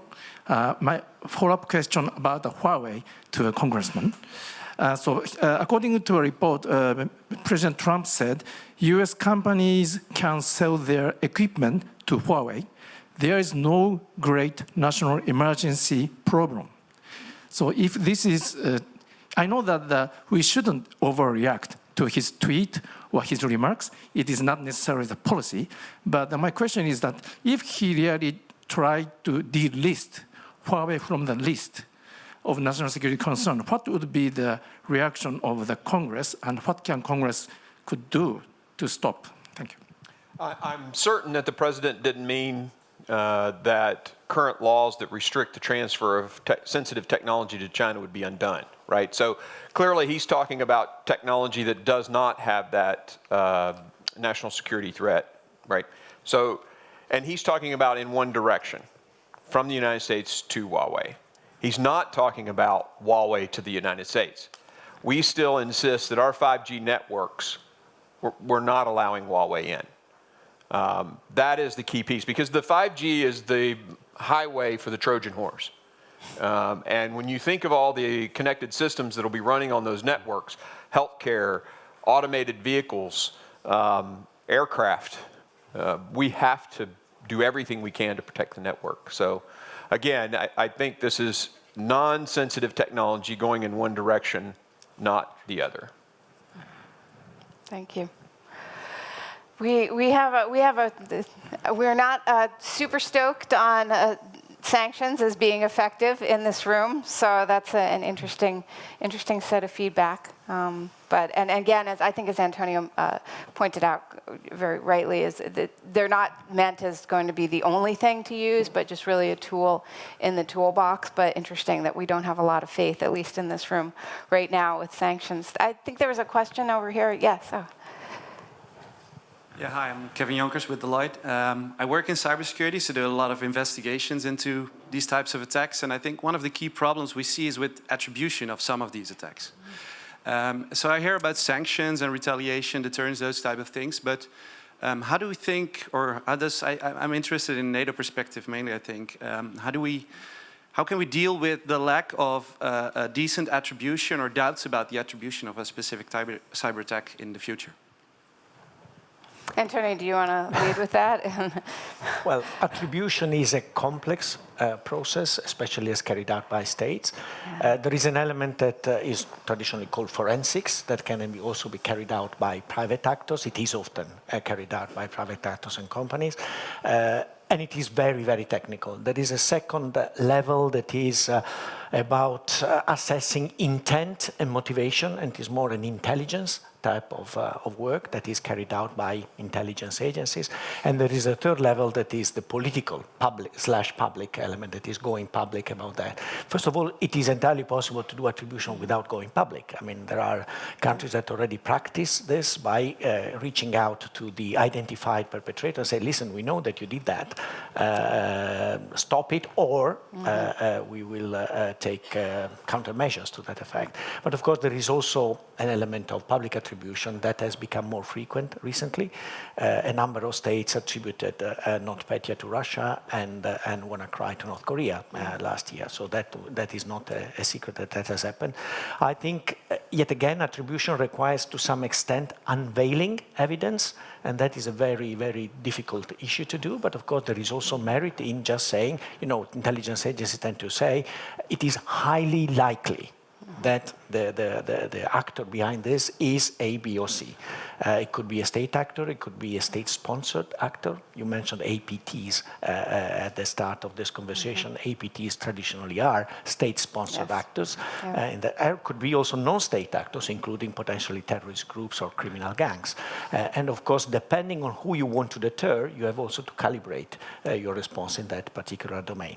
In this field, there is no such thing as a sort of international legal regime or international agency, such as the International Atomic Energy Agency in Vienna for nuclear, or the OPCW in The Hague for chemical weapons, and therefore there is also, if you like, a vacuum there that we are all confronted with. I think that the drive towards attribution is increasing by like-minded countries, potentially by coalitions, possibly also by international organizations as such. But attribution is just the beginning of a process, because after attribution, there must be a follow-up. After you attribute, what are you going to do about that? So attribution is, in this respect, not the silver bullet, but it could be a step in the process. Yeah, it's a great point. It's true. Once you figured it out, are you going to take the action? The tree falls in the wood. Well, our time is just about up, and I wanted to have everybody close with something. A lot of times you go to a talk like this and you kind of walk away with, well, now what? So I've asked each of the panelists to give us a sort of a call to action, something to go read, something to go do, a takeaway from this talk that they'd like you to go with. And I have a takeaway for you I'll start with, which is if you're at all interested in what encryption does for securing civilians and people, but you're kind of scared of encryption because it's a lot of math and it seems really kind of weird and hard to get a handle on, there's a book called Simon Singh called The Code Book. And this book is so readable, you could take it to the beach with you on summer vacation. So I highly recommend, if you're interested in what encryption can do to help protect us but don't understand encryption, take a look at Simon Singh's The Code Book. And I'm going to start with you, Eckhart. What's your takeaway for everyone? Yeah, first of all, maybe I would recommend if you try not only ours, of course, at best ours, but not only our products, and see what kind of contribution to safety and comfort already are there via assistance systems we have. You maybe get an idea what is going on and will come further. The second is we always need the right balance between data privacy, data protection, and data security. We maybe missed a little bit the data privacy, because if we talk so much about security and surveillance, we have to keep our freedoms. And the third is there are so many politicians and policymakers around. I think we need on this a global regime as we have or had on arms control or on climate protection to take the right measures here. And last point, I love the idea of a Hippocrates oath for those who make data and design this. Yeah, so it's just staying, I'm going to follow a code of conduct with my code, with my data. Yeah, thank you. Antonio. Well, the professor in me cannot resist suggesting readings. Okay. One is a book that I read already some time ago, and I found at the same time inspirational and scary. And it is written by a professional psychologist called Mary Atkin, and it is titled The Cyber Effect. And she has analyzed the effect of cyberspace and the web on our social behavior, individual and social behavior. And it is very well written. It is easily accessible. It keeps you awake at night. Okay. And the second one is a book titled Like War, and subtitle is The Weaponization of Social Media, written by two American analysts. And it is a very instructive story of how this started out a few years ago and how it translated into what the reality, the brave new world we are confronted with right now. And it is not only based on the United States, but also on experiences made in Europe. It will have to be updated regularly, I think, because the pace of development in this field is so fast that it will require second, third, and fourth editions in the years to come. Yeah, thank you. Those are great insights. I would just suggest, sort of at the 100,000-foot view, you talked about the China as an entity itself, as a nation. The 100-year marathon by Michael Pillsbury is very enlightening, and I would suggest folks look at that. And also, Rand Corporation, I think, has got some of the best analysis on cyber warfare. So look at Rand Corporation. They have some really good resources out there. And the last thing I want to say is just because it seems like your nation isn't necessarily responding, they still could be. That's right. There's a lot of work that's not publicized. Right. So yeah, thank you all so much. Please give this panel a great round of applause. Thank you. Fantastic. With pleasure. Thank you. Pleasure. Coffee break.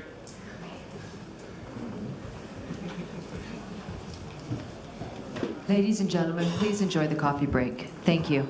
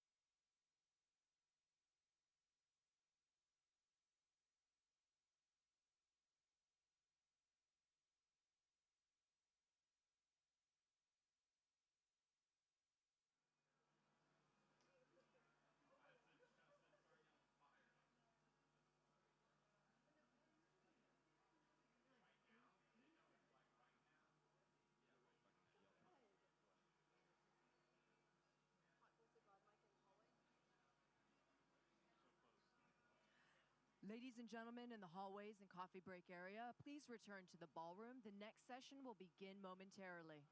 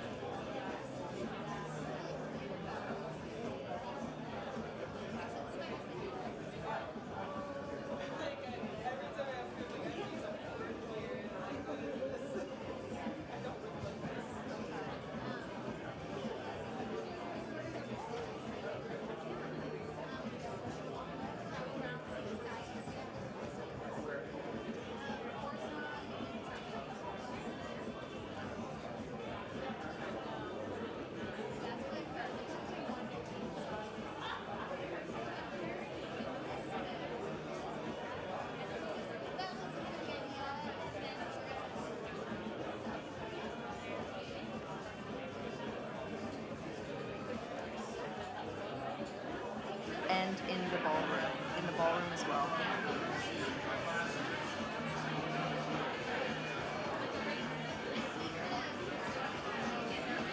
Lane, I need voice of God mic in the ballroom and in the hallway.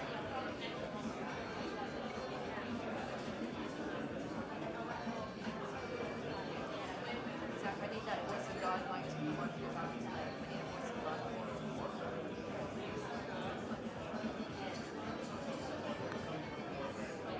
Ladies and gentlemen, please take your seats. The program will begin momentarily. Kill the music.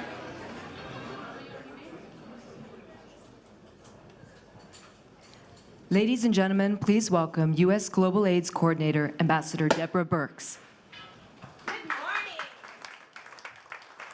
Good Good morning. What an unbelievable, great couple of days for me. I come out of the health world, so being able to listen to your dialogue has been really extraordinary, both the panelists, but I realize how incredible, and there's one of our incredible debaters, how incredible the audience is. So your questions, your comments, they have really been so teaching for me. So I'm going to talk a little bit about health issues, but from our perspective, one of the key disruptors in the world are health issues and the impact they have on communities, on societies, on counties, on governments, and the global world because of our perception and our concern about those health threats.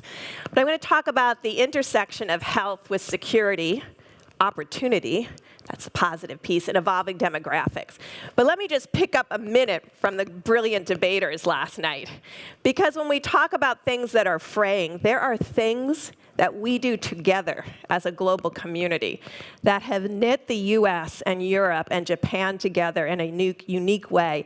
And that is our investment in the Global Fund and against these three incredible pandemics, HIV, TB, and malaria. And we are making progress because we join together as bilaterals in a multilateral space. And so when we often talk about things fraying, around those things are hundreds of cables that are so much stronger than some of the things we perceive to be happening. And so if you went to Africa or you went to Asia, they recognize the work that you do through these multilateral and bilateral organizations. 80% of the global response to HIV, TB, and malaria is from Europe, the United States, and Japan. And that's the power of resources invested together for impact. And that's what we've been able to do. What has it forced us to do? Obviously, the United States is the largest bilateral donor. We're about 60% of the HIV response around the world. But for us to be successful, we not have to only work with host governments, but we have to work with the Global Fund, a multilateral organization. And although it's complicated and difficult at times, together we are so strong and we see the impact. So at the same time, and I want to recognize, because we have bipartisan people here from the United States, PEPFAR, which is the President's Emergency Plan for AIDS Relief, which has gone through 3 administrations, begun with President Bush, gone through President Obama with support, now in President Trump with support, 9 Congresses. We were just reauthorized in October by a huge bipartisan vote. So there are pieces that remain that are structural elements that unite us in our response to a global need. So what am I going to talk about? Obviously, there's a lot of global health threats. You don't have to look at the names. You just have to see there's a lot happening. What's happening? Well, there's microbial resistance. What does that mean? Malaria. That's becoming resistant to everything that we're doing. HIV, becoming resistant to the drugs that we're utilizing. TB, multi-drug resistance, extreme drug resistance, a very deadly disease. TB, XDR, extreme drug resistance, is difficult to cure. HIV, there's only been 2 people in the world that have been cured. There's no cure for HIV. It's 100% lethal without the drugs that we have today. And so these are lethal diseases. Also on this map, emerging diseases. Ebola, HIV, zoonotic events, animal to human transfers, happening all the time. Now, those of you who have pets, you're having human-animal transfer all the time. Cat scratch fever. Now, it's not deadly. But there are deadly viruses, there are deadly bacteria that are in animals that can be either transformed within the animal itself and then infect humans. HIV was what we call a simian immunodeficiency virus that was in sub-Saharan Africa for decades. But through multiple replications, it became adaptable to humans. And before we knew it, millions of people were infected. Because unlike Ebola, 14 to 21 day incubation period, HIV, you're healthy for 8 years.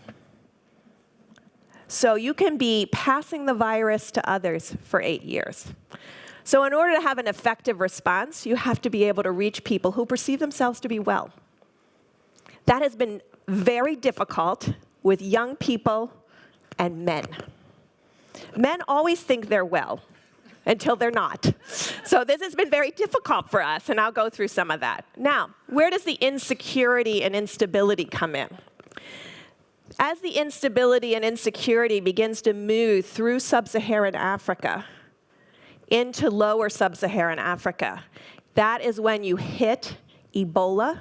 That is where you hit HIV, where up to a quarter of the adult population is already impacted and infected by HIV. Can you imagine, and the reason our Ebola response currently in the DRC has been slow is because of the insecurity in the region.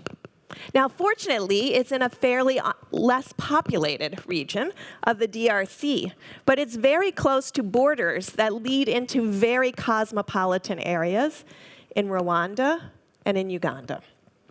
And so this is a threat that is persistent, and I'll go through some of that data. Sometimes we get glib within the health system and we'll say, or the health response, that if we just had more money or if we had better systems or the holy grail, universal health coverage, that certainly we would do better and countries would do better. So I'm going to show you some maps. It's not, you don't look at the, need to know the names of the countries. It's meant to be particularly small so you don't identify all the countries. But this is very telling. Countries with the most inefficient health system, ranked by WHO, have some of the greatest and most impactful responses to HIV and the most people on treatment. Now, what does it mean to have the most people on treatment? That means you have to be effective in rural areas. You have to be effective with men. You have to be effective in reaching young people. You have to be able to get to every mommy who's having a baby. That's what an effective HIV response is. So some of the weakest health system countries have the most incredible response. Sometimes people say to us, well, maybe it's how rich a country is. Now, the telling thing about this, and this is where all of you come in, countries over here, the poorest countries, have made the best and the most remarkable response. And that's where resources can have an impact. And so in countries that have a lower GNI, we've been able to bring resources to the table as a collective community and have an impact. Countries that have the money themselves, Thailand, Botswana, Namibia, Eswatini, previously Swaziland, those countries are funding more than 70% of the response. So this is the exciting piece about it. Every day we get to see host countries stepping up, investing in their own citizenry, and responding to the epidemic. And where countries need us, we've been there as an equity-based response. And what is an equity-based response? It means that we're focused on the people who actually need our support and our foreign assistance. The exciting piece about PEPFAR is it shows that foreign assistance can have a beginning, middle, and should have an end because we will have controlled the pandemic, and countries will be able to maintain that control. So universal health coverage has gotten a lot of play lately, but you can see the countries that have the lowest universal health coverage index, where HIV is the greatest, that I just shown you on the previous slide, they've been able to diagnose and treat 90% of their citizens. 90% of their citizens. Now, how is this possible? And I want to leave you with the concept it's very much about the world that you work in. Policies make a difference. So when countries have the health policies and the ability to create that environment that makes our money work, whether it comes from the EU through the Global Fund or any one of the bilateral programs, it is the policies that allow us to be effective, not policies that are on a shelf where very many policies reside, but policies that become circulars down to the site. Circulars, in our case, that go to the health clinics, but in other cases should be going to the schools or going to the places of business. So this is what's possible, that you can overcome what many people would perceive as unrelenting structural barriers can be addressed when resources come together with an enabling policy environment where we've removed structural barriers to access. So I knew you'd want to hear about the latest Ebola outbreak, so this is where we are today. We continue to have new infections in this area of the DRC.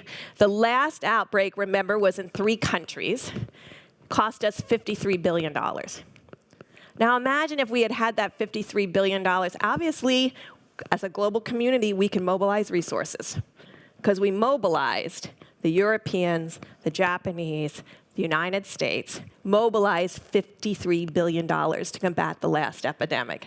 But that is money then that we didn't have for education or for women's empowerment or other health issues. So this is where it is geographically, just to give you a highlight. It's in that far corner over here in the DRC. This is Rwanda, Burundi, Uganda. A river and lake system.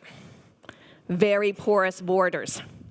Now imagine if you're Uganda or Rwanda, you are worried, and they've done an extraordinary job across the borders to ensure that they're screening people. But remember I said 14 to 21 days asymptomatic.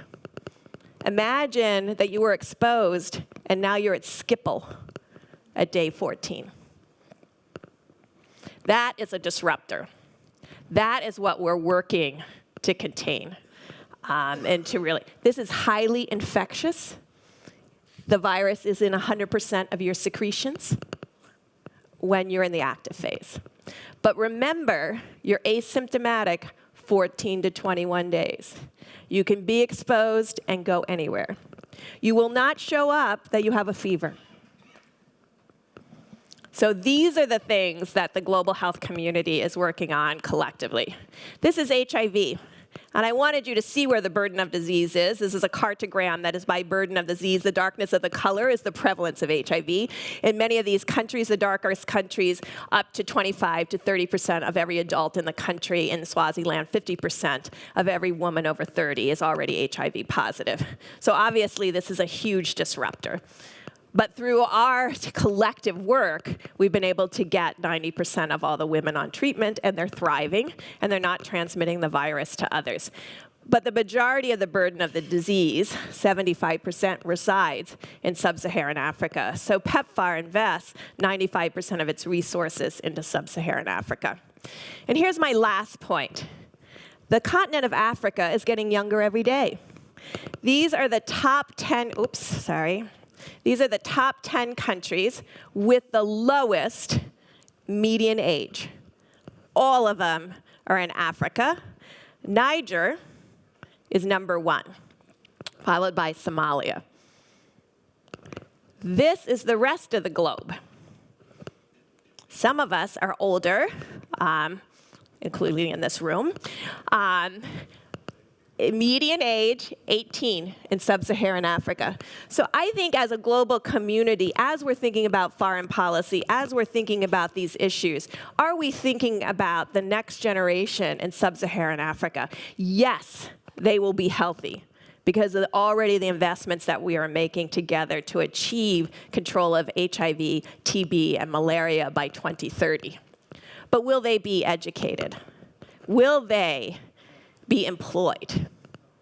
And I think this is our question as a global community of whether we're making the investments to ensure that there's a global dividend from this incredible group in sub-Saharan Africa, brilliant, now healthy, but are they educated, are they employed? This is why we're excited about being able to work in different administrations, because President Bush took on the issue of health in a global way, and collectively, the European and Japanese put in money to the global fund. And so together, we've invested about $130 billion over the last 16 years, and it's had a huge impact.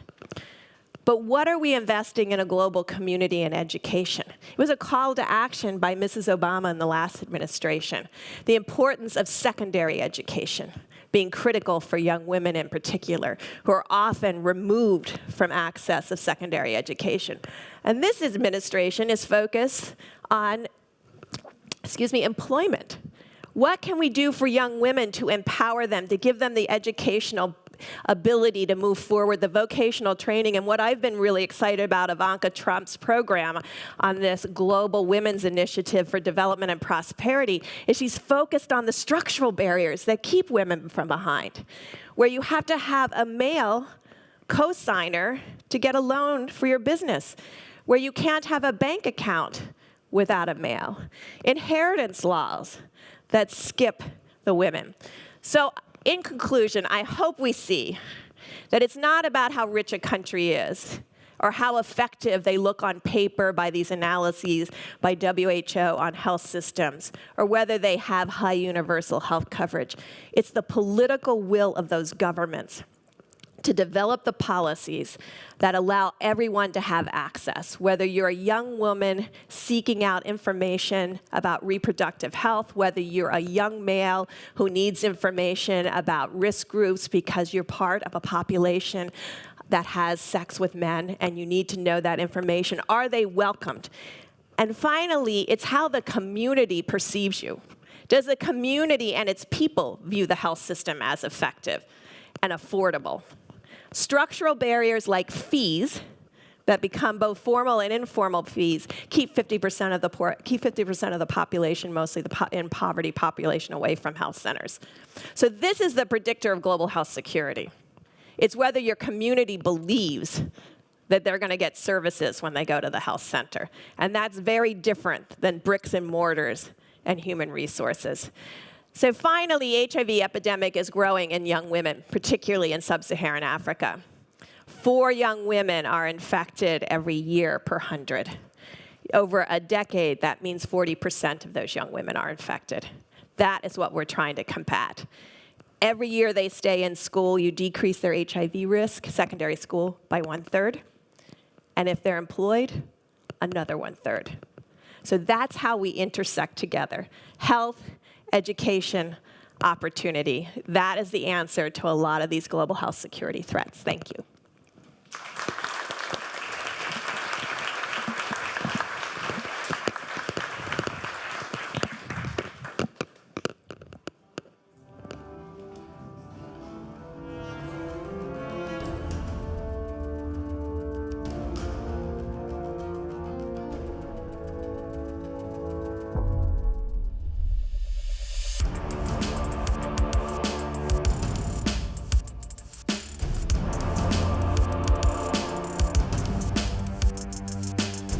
Technology shapes our lives. Innovation shapes our societies. Will democratic values withstand the disruption?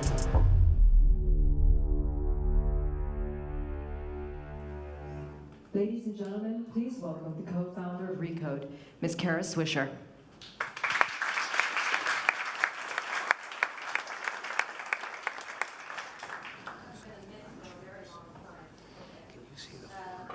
Okay, I'm going to set up the panel that's coming next.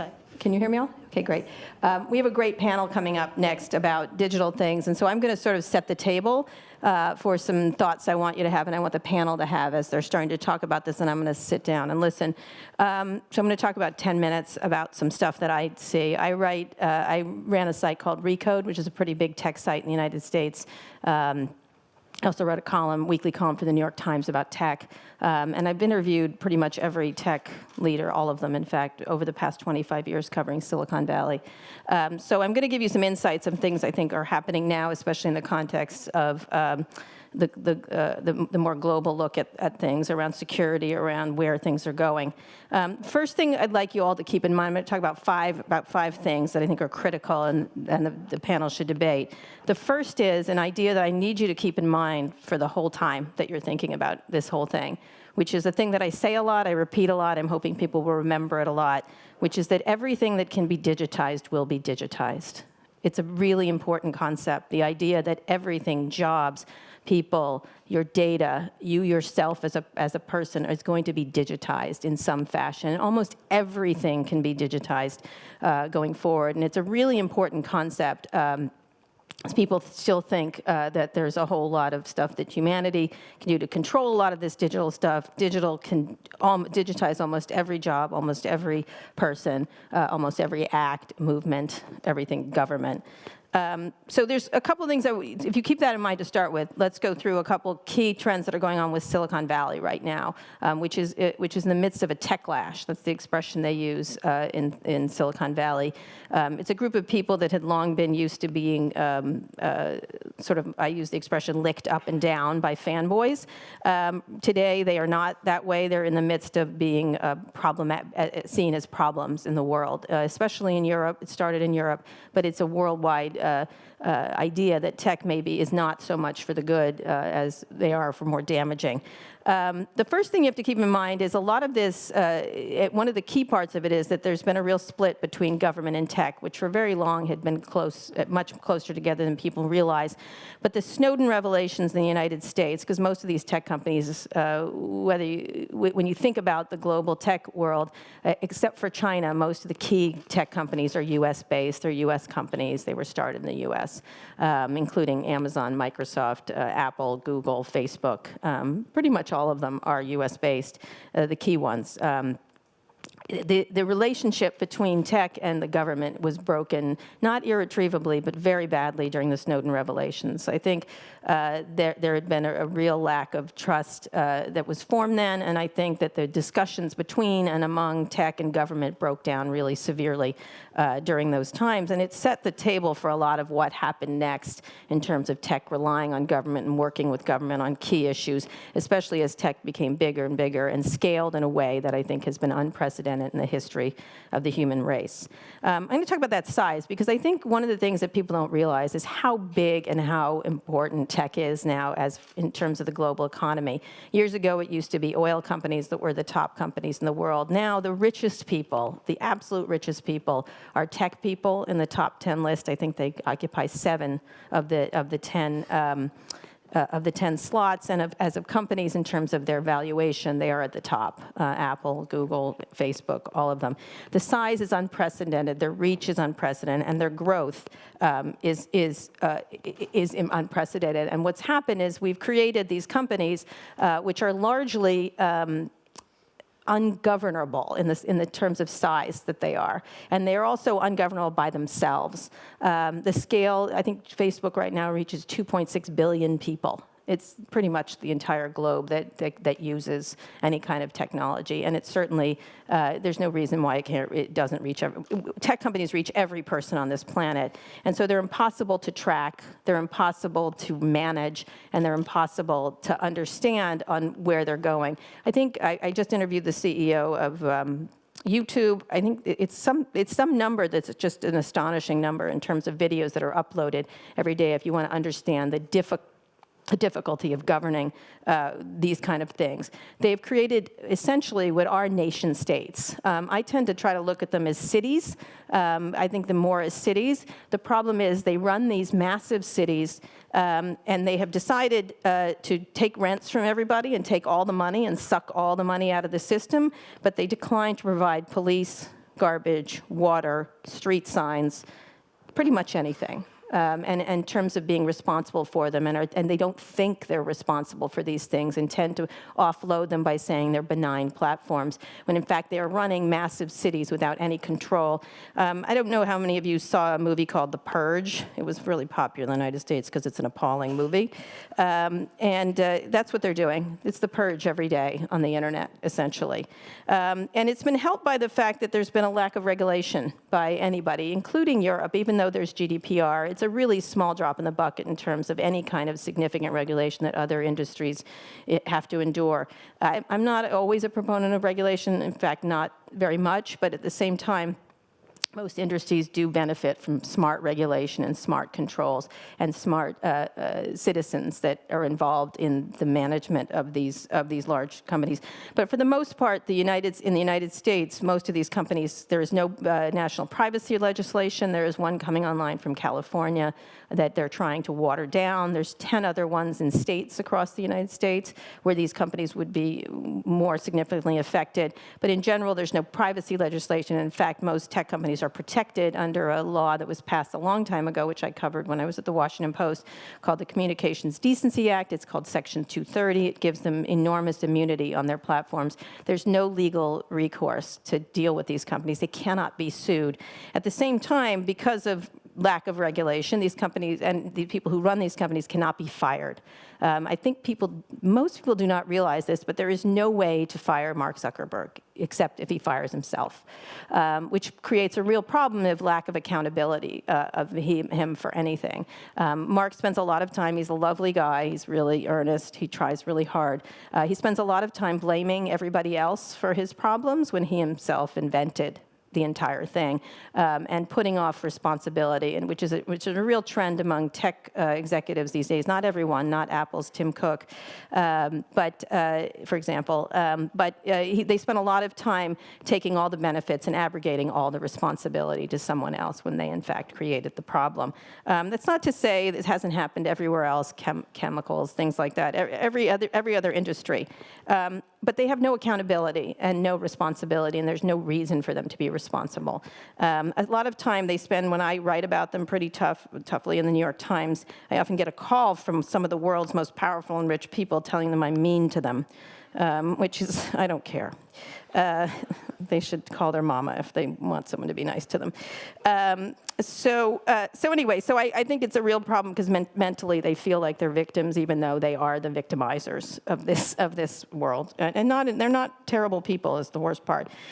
I think one of the things that the problem that's going to be coming, I'll finish up here, is that it's going to get worse given the new technologies that are coming, including, and the most significant ones are AI, artificial intelligence, quantum computing, robotics and automation, self-driving and transportation changes, smart cities, incursions into healthcare and data. The kind of data that they can pull out around healthcare is going to be enormous. The stuff that's coming is such massive compared to what's come before. Right now, a lot of the stuff that's been created has been largely I joke that they create things like dating services and having your laundry picked up and having things delivered to you because the people that create things in Silicon Valley are largely young white men, and San Francisco I always call as a city that facilitates assisted living for millennials.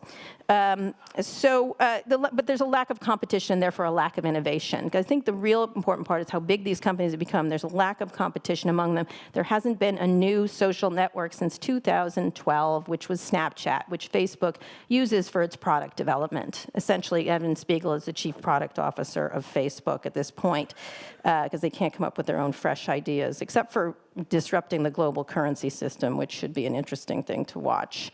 Again, the second part is the lack of diversity within the staffs of most of these companies, and including the ones that are coming. There's no way we're going to have a really important global technology atmosphere that is good and beneficial for most people without lack of diversity. That includes gender diversity, people of color, age diversity, economic diversity, and global diversity. And what we've turned to, unfortunately, is a system where the only other power that is on the other side of this is China. I think whatever you think of China, it is a surveillance economy, and it is taking the technology tools that are happening and creating them in ways that are really frightening for Western democracies, for sure. And one of the arguments that these companies have is that they have to be this big in order to battle China and in order to battle the developments in China.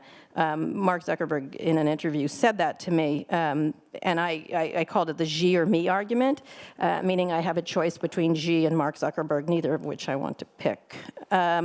So I think we have to think really hard. If regulators have to think, citizens have to think, reporters and the media have to think about this, because it really is an ecosystem. The fake news, disinformation, data privacy, the partisanship, it all fits together. And no matter what you can say, and it's a line I used 2 years ago in the New York Times, that they have weaponized social media. They have weaponized First Amendment. They have weaponized speech. They have weaponized civil discourse.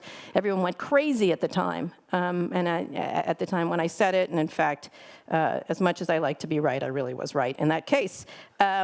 The most important thing, I think, to leave with you is the idea that if we continue on this path, we create a situation where talent does not rise very quickly, that talent is limited to a small group of people, and access is limited to a small group of people. Maybe 1,000 people in Silicon Valley determine a lot of these things. Someone I interviewed recently called social media and the problems, not just with social media and tech, as like climate change. And unlike climate change, there's only 1,000 people we have to influence to change this. And we can shift these things really quickly as citizens and as legislators and as the media. But what I always think about is that there is a small girl in Syria or on the border of Mexico, a small child, who has the solutions to cancer, who has the next technological breakthroughs, who has the ideas. And it's not a question of talent. There is talent all over this world. It is not limited to Silicon Valley and the people there. That is a strange little place. I lived there for the last 25 years. You do not want them determining the fate of the human race. Trust me on this. They're very nice people, but you know, that's Donald Trump. They're very good people on both sides. There aren't very good people on both sides, by the way. So there's a small child, a person of color in Africa. There's a girl in Syria who has the solution to cancer, who has the next space rate, the information. She or he are hindered, but not by talent, by lack of opportunity. And it's critical to use these amazing tools that have been invented over the past 20 years to be able to unleash that kind of power for the very difficult issues we face, including this incredible presentation around Ebola, which I think is, and World Health. There's all these problems, climate change, health issues, and everything else that really do need to be addressed by smart people. And smart people should be thinking really hard about this rather than arguing about whether a neo-Nazi should get more of an ability to spew vile hatred on global platforms. Anyway, with that, come on out and we'll talk.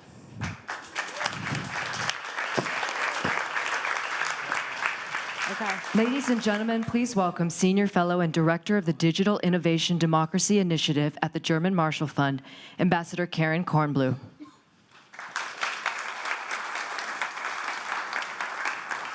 Thank you, Kara, and thank you for what you're doing to shape so much of the conversation in the U.S. GMF this year created a new program, the Digital Innovation and Democracy Initiative, to deal with exactly these kinds of issues. As you all have heard, technology has disrupted our societies, and it's going to do so much more disrupting in the years to come. We can't afford to be either tech utopians, believing that the internet is magically going to give voice to the voiceless and power to the powerless, nor can we be tech dystopians. What we need are tech realists. So we're going to have a discussion today to try to pick up on some of the issues that Kara raised. We're going to talk about the promise, the peril, and the policy. And we're not going to start, apologies to with the policymakers. We're going to start with Chris Schroeder. Chris is an entrepreneur. He's a GMF board member. He's dealt with the Middle East and investments in the Middle East and opportunity. And we're really eager to hear from you, Chris. What are the promises? What are the technologies that are exciting you? And tell us a little bit about what access to these technologies means in different parts of the world. Thank you so much, Karen, and thank you for all the work that you're doing with GMF now, which is phenomenal. And I'm just so proud to be on the board of GMF, I can't tell you. But it's interesting, you know, this word disrupted, and the word disrupted we've used in this conference overall really seems to signify doom, right? The music that we had when we talked about technology like scared the hell out of me. It felt like doom was coming our way. And in my world, in the world of kind of technology and innovation, the word disruption is actually a very positive thing. It's a big thing about hope, and it's worthy for us to remember as we think about technology in this construct. Yes, there are many problems, but we also live in an age of wonder. We live in an age of wonder. There's plenty I could tell you that many people will tell you is scary about AI. But we need to remember that because of AI, cancer will be cured within a decade, I believe. No question whatsoever that video conferencing will be hacked. But because of video conferencing, billions of people in the next 2 or 3 years will have access to immediate health care because of the visual capacity to get any information anywhere at any time overall. Genetics in technology scare me a lot. We haven't talked about CRISPR at all in gene editing. There's a lot of scary there. But at the same time, we will also eradicate any kind of illness that you can think about because of it. And I think we will solve food crisis in part because of what we do in genetics and take it a step further. Because if you solve food, you then can come and think about environment and global climate change in a very, very different way. So it's just important for us to remember we also live in an age of wonder. Of all the wonders that fascinate me, the one that actually fascinates me most of all is not the technology itself, but the access to technology. The fact that as I speak to you right now, 2/3 of humanity, 70%, are walking around with one of these in their pocket, which is, as you know, a supercomputer, right? There's more computer power in this one device than all of NASA had in 1969. So let me put into you in perspective of what that means around the world. I was just at a startup gathering, one of these large things many of you have been to, wonderful young people building, do amazing things, very exciting. None of it would surprise you if you've been to one in Silicon Valley or New York or Berlin, except this one was in Cairo, Egypt. And the 5,000 young people were Arabs from the Arab world who cared nothing about politics, but how to use technology to solve things in very interesting ways. More interesting than that was 24 hours before that gathering in Cairo, I was in Beirut, Lebanon. Another group of 5,000 young people were gathered for the same purposes. Now, I assure you that if 10,000 young Arabs gathered in 48 hours to talk about the Muslim Brotherhood, everyone in this room would know about it. I suspect very few people understand that this is happening not just in the Arab world, but across Southeast Asia and Latin America and Africa, in a phenomenon that is fundamentally very bottom-up. We here are very top-down, and the top-down matters a ton to get it right. But what is being unleashed in this technology and the environment that we're in is problem solving from the very people with the greatest stake to want to solve those problems from the ground. It's got two ramifications that does affect, many ramifications, but two that really does affect the worlds that we've been talking about today.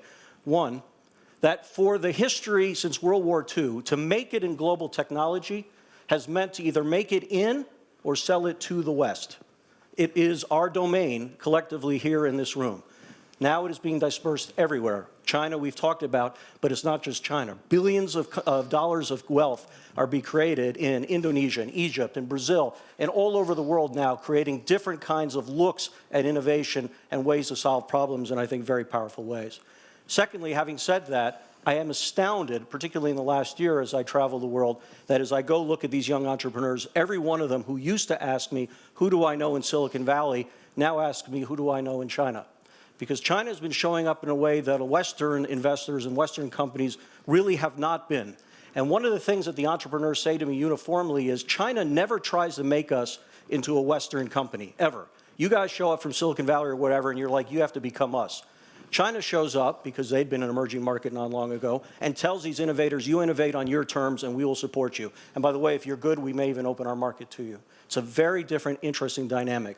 So I think it's a fascinating world. That's a perfect setup. Thank you so much. And Congresswoman Susan Delbene, I want you to talk about the policy debate that's happening in Washington right now, but you represent Washington, home of Amazon, Microsoft. You yourself were a tech executive, CEO of a startup. So start out by telling us a little bit about, in this spirit of opportunity as well as policy in peril, tell us a little bit about some of the technologies that are exciting you, and then tell us a little bit about the policy environment. Well, first of all, I agree. I think there have been incredible strides. I think whenever I travel, and I think of the early days when I was even working at Microsoft, still having to enter in my 20-digit code to make a long-distance call, and now we're, it hasn't been that long that we are all carrying mobile phones around, and just the ability to communicate has changed so much greatly in a relatively short period of time.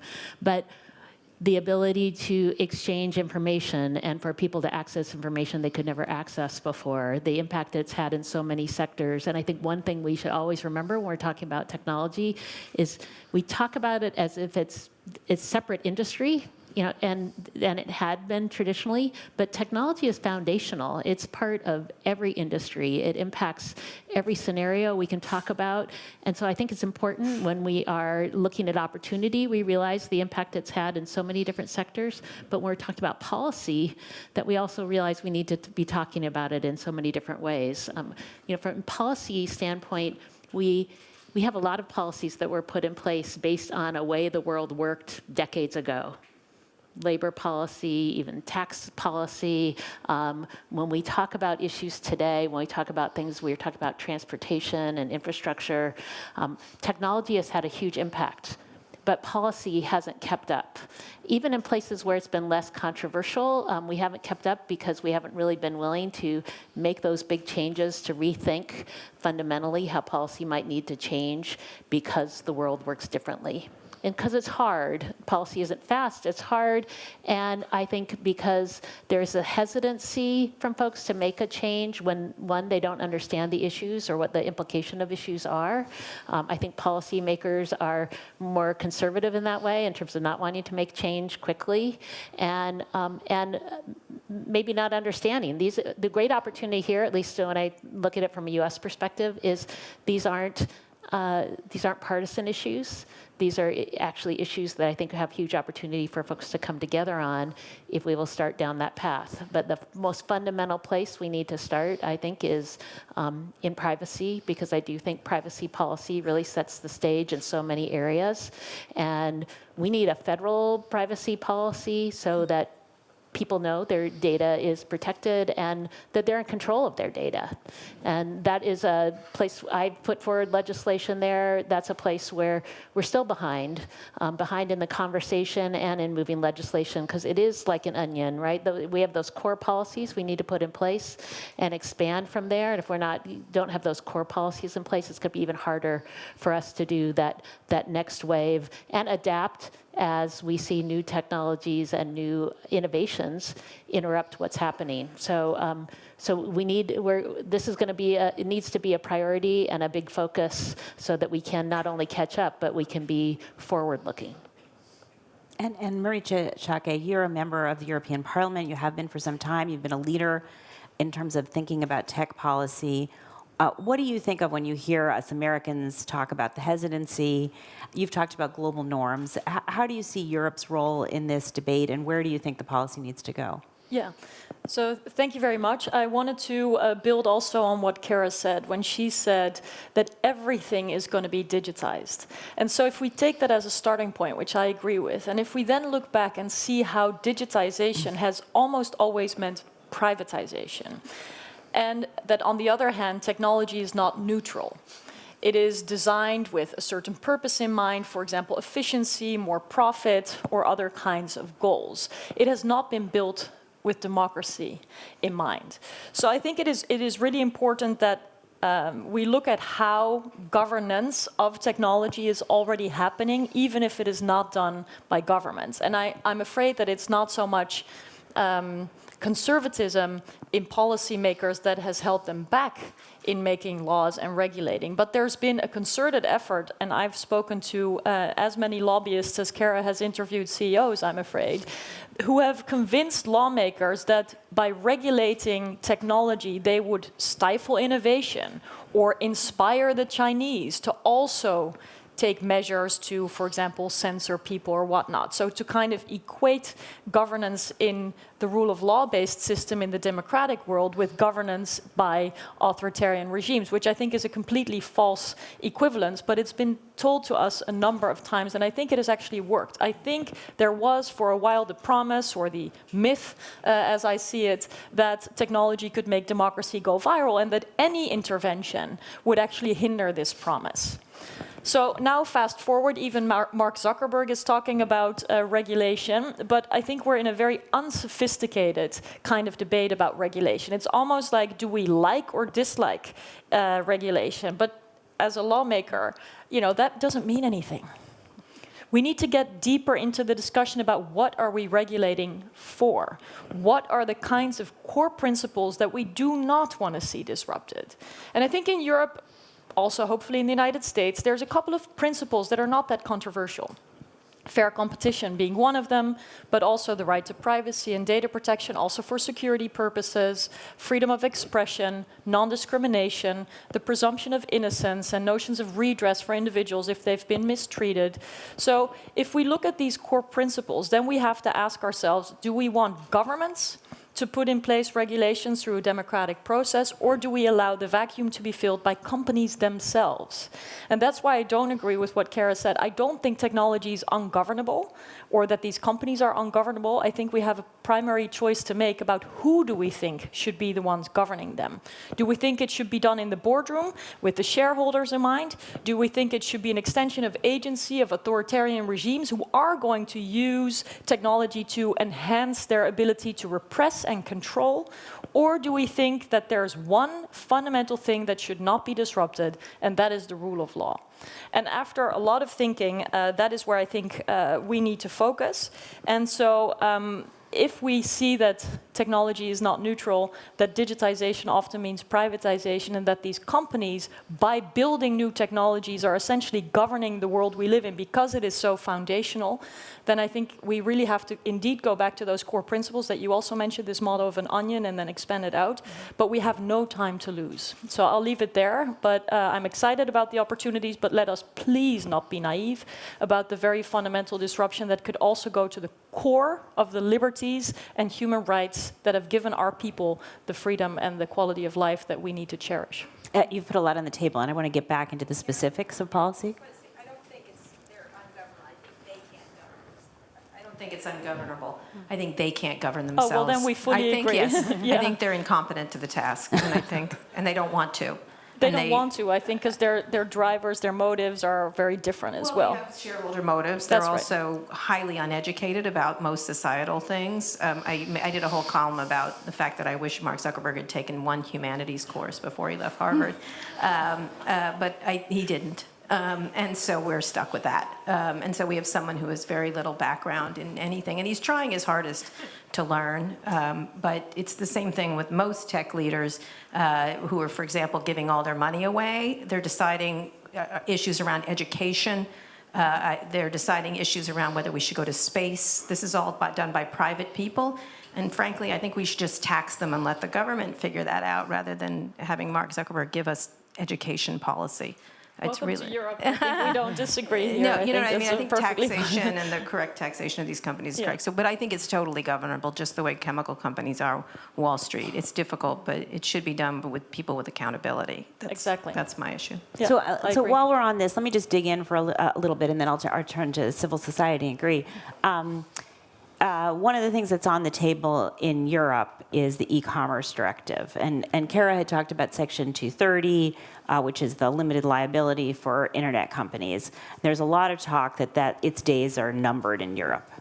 How do you see that playing out? Do you think the lobbyists win? Will there be a rich conversation? All Talk of the about above. that a little bit. It Okay. will no doubt be rich, but I think it is necessary to bridge that accountability gap that is there in many areas where there's such extraordinary power of a number of these tech companies and little to no accountability. And indeed, regulation, oh irony, is actually one of the reasons why there is such an exemption of liability for companies like YouTube, Facebook, Google, eBay, and whatnot.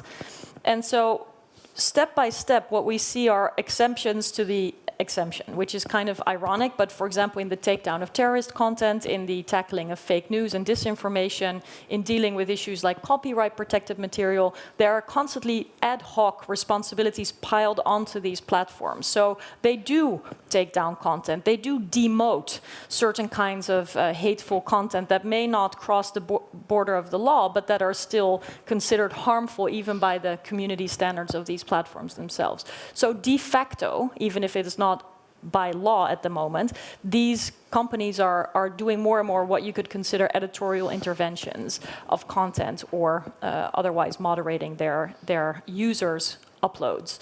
And so I think it will be unsustainable, not only in Europe, but also in the United States, that this intermediary liability exemption, which is in Section 230 in the US and in the e-commerce directive in Europe, will sustain. You can already see companies actually taking a sort of jump forward. They're basically saying, once the e-commerce directive is going to be renegotiated, please do not do A, B, and C. So the lobbyists are already gearing up. I understand in Washington there's a massive hiring spree going on with regard to antitrust concerns. What I hope we can do, and I realize we're here at GMF, a leading organization in the transatlantic space, is that we can come together on this as Europeans and Americans and develop a democratic model of how to deal with this, because there is risk involved if you're going to start to touch speech issues by regulation. But we would be mistaken if we think that there's no intervention in free speech now because it's done by the companies, again, without accountability. So we need to close the accountability gap, taking back this intermediary liability exemption is one step, regulating against trust and for fair competition, against discriminatory practices by algorithms, for example. There's a lot of things that need to be regulated, and I think it will happen, indeed. So, and we're really happy to hear you say you want to see a transatlantic conversation about this and coming together around democracy, because that's exactly the whole that we hope this new program at GMF is going to help. And with others. I mean, let's think also about Japan, Australia. Yeah. Hopefully some people in India can come on board here too. We need to have a more robust democratic governance model of technology. Yeah, but so I want to bring in civil society. And Gry, you are on the high-level expert group that the EU has to deal with AI and ethics. And so bring ethics into the conversation, civil society into the conversation, and tell us how that can help us with some of the challenges that have been laid out. Yeah, well, first of all, it's actually been really interesting for me because I managed to participate in the whole event this time because we were publishing the policy recommendations on AI, which was part of one of our deliverables in this group Wednesday. So I went straight into this conference. And one of the things that I've kind of been seeing, you know, we've had conversations about economy, about politics, about warfare, and one of the underlying conversations has always been this idea about the role of technologies. And so we've had conversations about the role of tweets in politics, the job losses and automation, all kinds of things, like even cyber warfare. And of course, this is an echo of this ongoing conversation that we have around in society, outside these walls right now. And it's basically focused on, we have this focus on amplified powers that are somehow transformed into autonomous systems in everything from in our everyday lives, from cars to airplanes that sometimes fall down because of them, or not, and which is not very funny. And software in criminal justice systems and these things. So they're somehow considered structuring forces. Like they're like infrastructures, like buildings and roads that are just made out of data points and signals, but they're pointing us in certain directions right now. And of course, these are risks and challenges, but there's also opportunities. So, for example, we can think of using AI to reach sustainability goals, so to perform dangerous jobs instead of the ones that humans shouldn't be performing. Or to, for example, save energies, make energy-saving industries, more efficient industries. And normally these debates that we have, they are always shaped like this, in this dichotomy between the opportunities and the risks. But what I would argue is that I think that we have to remember that there's both of these enabling and disabling capacities of emerging technologies. And most of the time, one technology will have both of them, potentially. So I also want us to remember now when we talk about all these intelligent agents, these autonomous systems that we are surrounded by, this kind of magic world, out-of-world experience of new technologies, that actually it's human-made. So I want to echo what has been said here. It can actually be regulated. It can also be designed, and it can be changed, and we can innovate in certain ways to govern this. Now, and first of all, like just to pull out these things is that one thing that I think that the time we are at now is that we have to be more reflective. Both in the states have to be more reflective, businesses have to be more reflective in how we actually do this. So we have to think of which interest do we put first, the human interest or our own interests as companies or as states. Interest of control and effectivization or interest of profit. Put the human interest first. So right now, you mentioned this idea about ethics and the ethics discussions that are ongoing. Anyone who works in the emerging tech field, they know that there's a lot of discussions about data ethics and AI ethics. I myself has been involved in this field in many years now, but particularly from after the GDPR was implemented or was enforced last year, it exploded the field. And so So one of the things that I think that we have to remember is that what is this ethics thing? It's not an excuse for not comply with law or an excuse for doing things in our own ways. It's actually a way of revisiting our value systems and our shared value systems. So, for example, things like how can we actually make these technologies into an enabling force? We have in all these guidelines that are being published right now the focus on the human-centered approach. And what does that actually mean? Well, this is the foundational pillars of democracy: freedom of expression, freedom of conscience, the accountability principles, transparency, human autonomy and agencies. And these values we've in fact already formalized in our human rights system. Now it's just a question of translating them into these emerging technologies so they actually become an enabling force in society. And so I think, it's time that we move beyond these discussions about principles, ethics, guidelines, and things, that we actually start to enforce our shared value systems, and we try to standardize them in tech development and innovation. And there's a lot of questions we need to answer in relation to this. I think one of the most key ones is how do these responsibilities that we all have, responsibilities of engineers, data scientists, of states, of businesses, and even civil society ourselves, how do they transform in this? And so I'll just leave this open to this. So we'll turn it open to questions in a minute, but I wanted to bring China back into the conversation.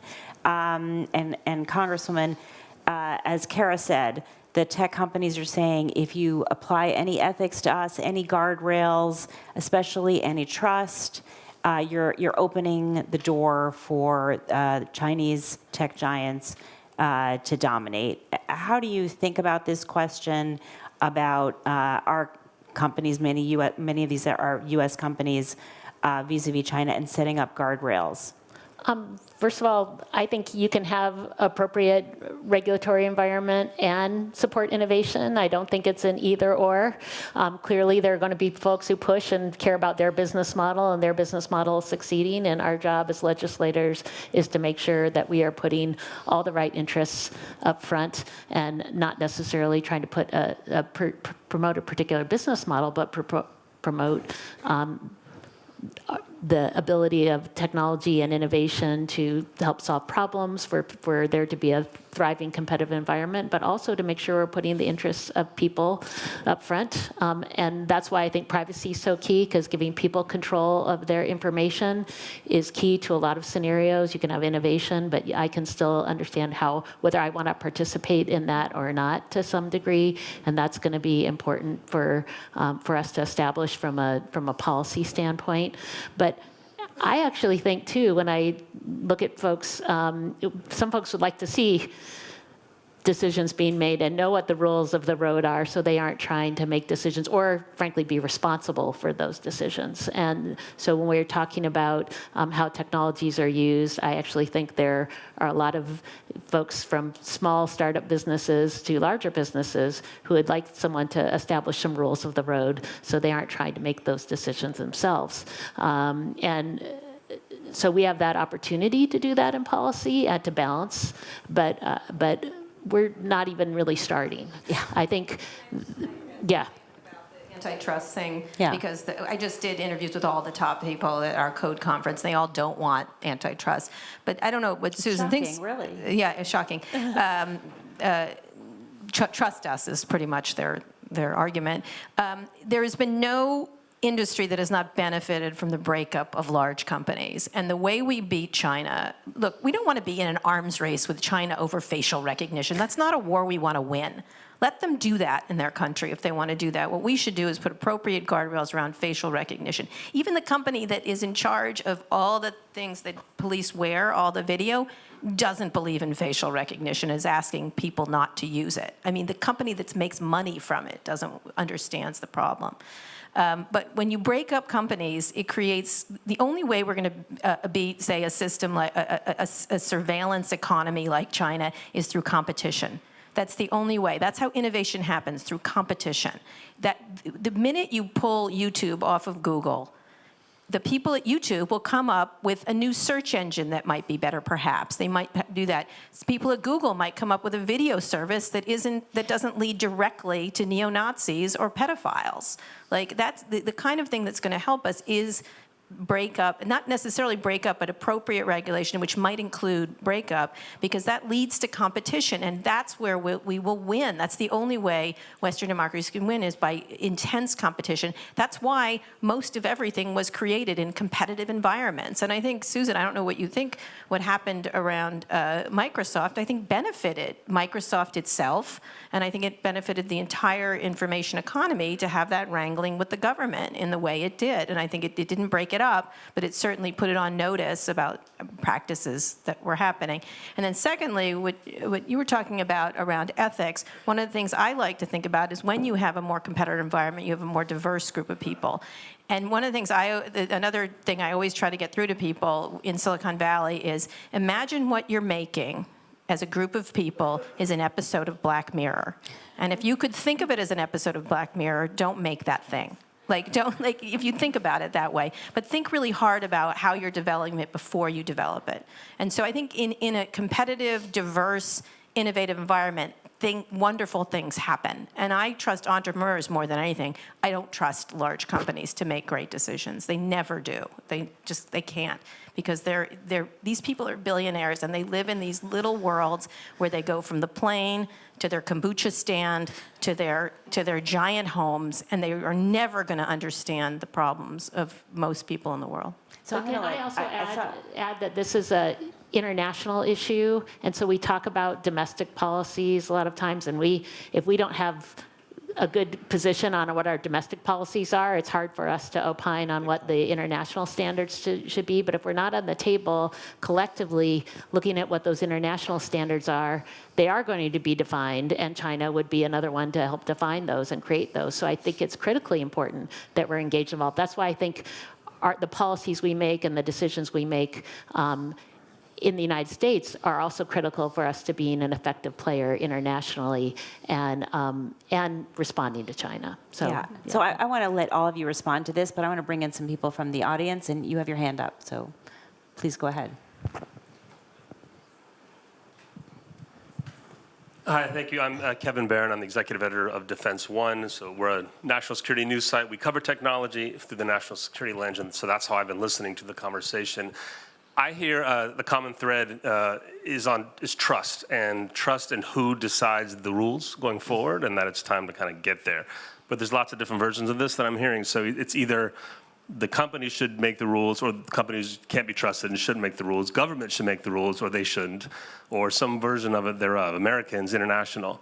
In our world, going back to the China question and 5G, in the last few months, the chairman of the Joint Chiefs of Staff, General Dunford, top U.S. military advisor, has been warning as loud as he can, if any American company does business with any Chinese company in technology, that technology ultimately will make it back to the PLA, which is an adversary of the United States, and ultimately could be used to kill American troops. And you're part of that problem if you're part of that chain. Not a lot of people believe that outside of the military, especially in technology, so they're fighting with that. So maybe talk a little bit about the trust in the hard national security issues that are separate from profits, separate from humanity, or lots of these other, the future of technology. It's a very specific issue on the table right now. Who gets to make that decision? Because today, if you're not watching your feed from the White House reporters out in Japan, the President of the United States just said, American companies want to sell technology to Huawei. Go ahead. So you've got a big, even the government itself that Kara's saying should be in charge of these rules, can't decide the rules right now, or who's in charge of the rules. So Chris, not only are you an investor, but you were at the State Department and the White House, so you want to respond? Look, I'll tell you two things, and I can't speak about the national security stuff anymore the way I once might have been able to barely do so. But there are two observations. One, there's a lot of this conversation, in my view, is about hubris, right? This is not either or. If it is either or, we're toast. And it's usually not either or when reality comes. Yes, there's tremendous hubris among the wealthy of Silicon Valley. We all have our favorite stories about that stuff. But, I love that some of these folks are trying to fix education in a different way. It's to be encouraged.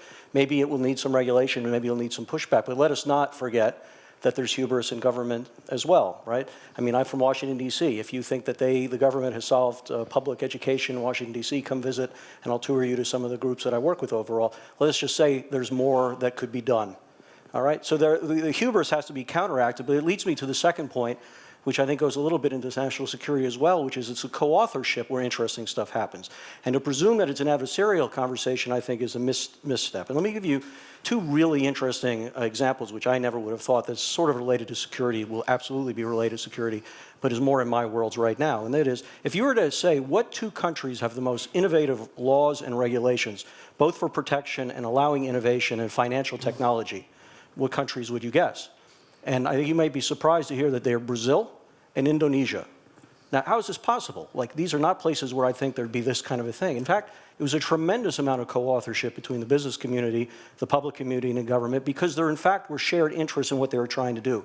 From the government's perspective, 60, 70% of the people in the country aren't able to access financial inclusion at all. So that's a public good for them. Secondly, fintech allows more access to data, which means they can collect taxes that they can never do it before. So what ends up happening is a very surprising coalition of folks brought innovation in surprising parts of the world, not just to the innovation itself, but to think about the balance between what is done in security and what is done in terms of the efficacy of the public good and what is done to allow innovation to happen. That has to be the answer. It's already happening now with the Pentagon, but that will have to continue. It can't be owned by one thing. Could it? Is correct. I think he is. I mean, the problem with Trump is he was against Huawei before he was for Huawei, and frankly, he can't even pronounce Huawei, I'm guessing. I don't even think he understands what's at stake. But being very clear about selling things to China should be something at the top of our administration. It's the one thing I tend to agree with with security and military around. It's a really big problem to facilitate these governments to be able to use our technology against us. I think it's critically important to think about. Do you want to respond? Well, I did, because the way you phrased the question was very much like, let's put aside all these sort of human and rule of law type issues and zoom in on national security for the moment. I actually believe that you cannot separate those. I think that more than anything in the whole tech sphere, trade and economic issues are tied with national security, and human rights issues are tied with security questions. And so for Europe specifically, because we're in a slightly different situation, at least we don't have President Trump, we also have to answer these questions. And it's very tricky, because national security is a national competence of 28 member states, even though we have one single market, and we're trying very hard to be more competitive with a digital single market.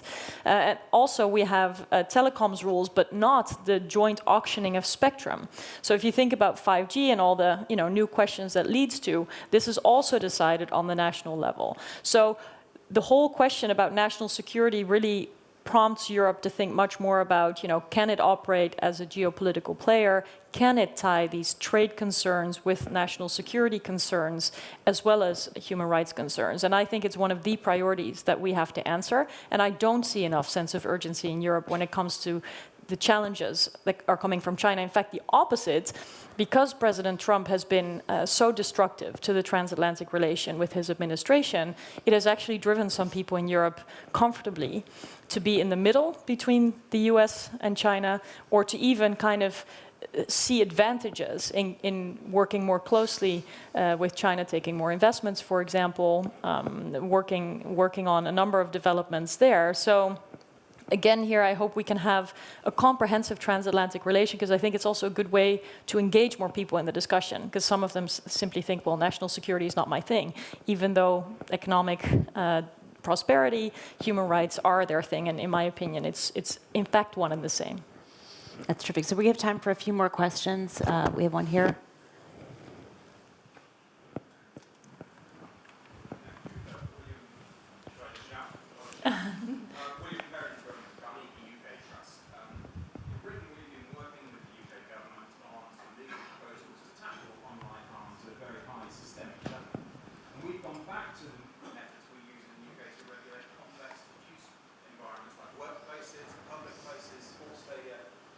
And so on. That's better. It's an approach known as a statutory duty of care, where the government says that at the highest possible level, companies, in this case, companies who share, discover, or generate, or provide user-generated content, should have a general duty to ensure that to take reasonable steps to ensure that people do not come to reasonably foreseeable harms as a result of the operation of that network. And to our surprise, the UK government has adopted this as a policy proposal, and this is a big subject to Boris Johnson being Prime Minister, we expect laws to come forward to bring this into effect next year. To our surprise, a month ago, we saw a specialist report to the French government adopt an almost identical approach to bring forward a French version of a statutory duty of care. And who knows, this may yet come into the complete rewriting of the e-commerce directive that's almost bound to happen with the new Commission. But it's an approach based in British law. It comes out of common law, becomes statutory law, and I'd be very happy to discuss that in detail with anyone else after this meeting. But we feel it would tackle at a systemic level the harms that arise from these companies' behaviours. Can we bring in a couple of other questions? Yeah, back here. Thanks a lot. I'm Roland Freudenstein from the Wilfried Martens Center for European Studies, which is a think tank of the European People's Party. So here's a political science question. We all know the good old left-right paradigm, and that's allegedly totally outdated.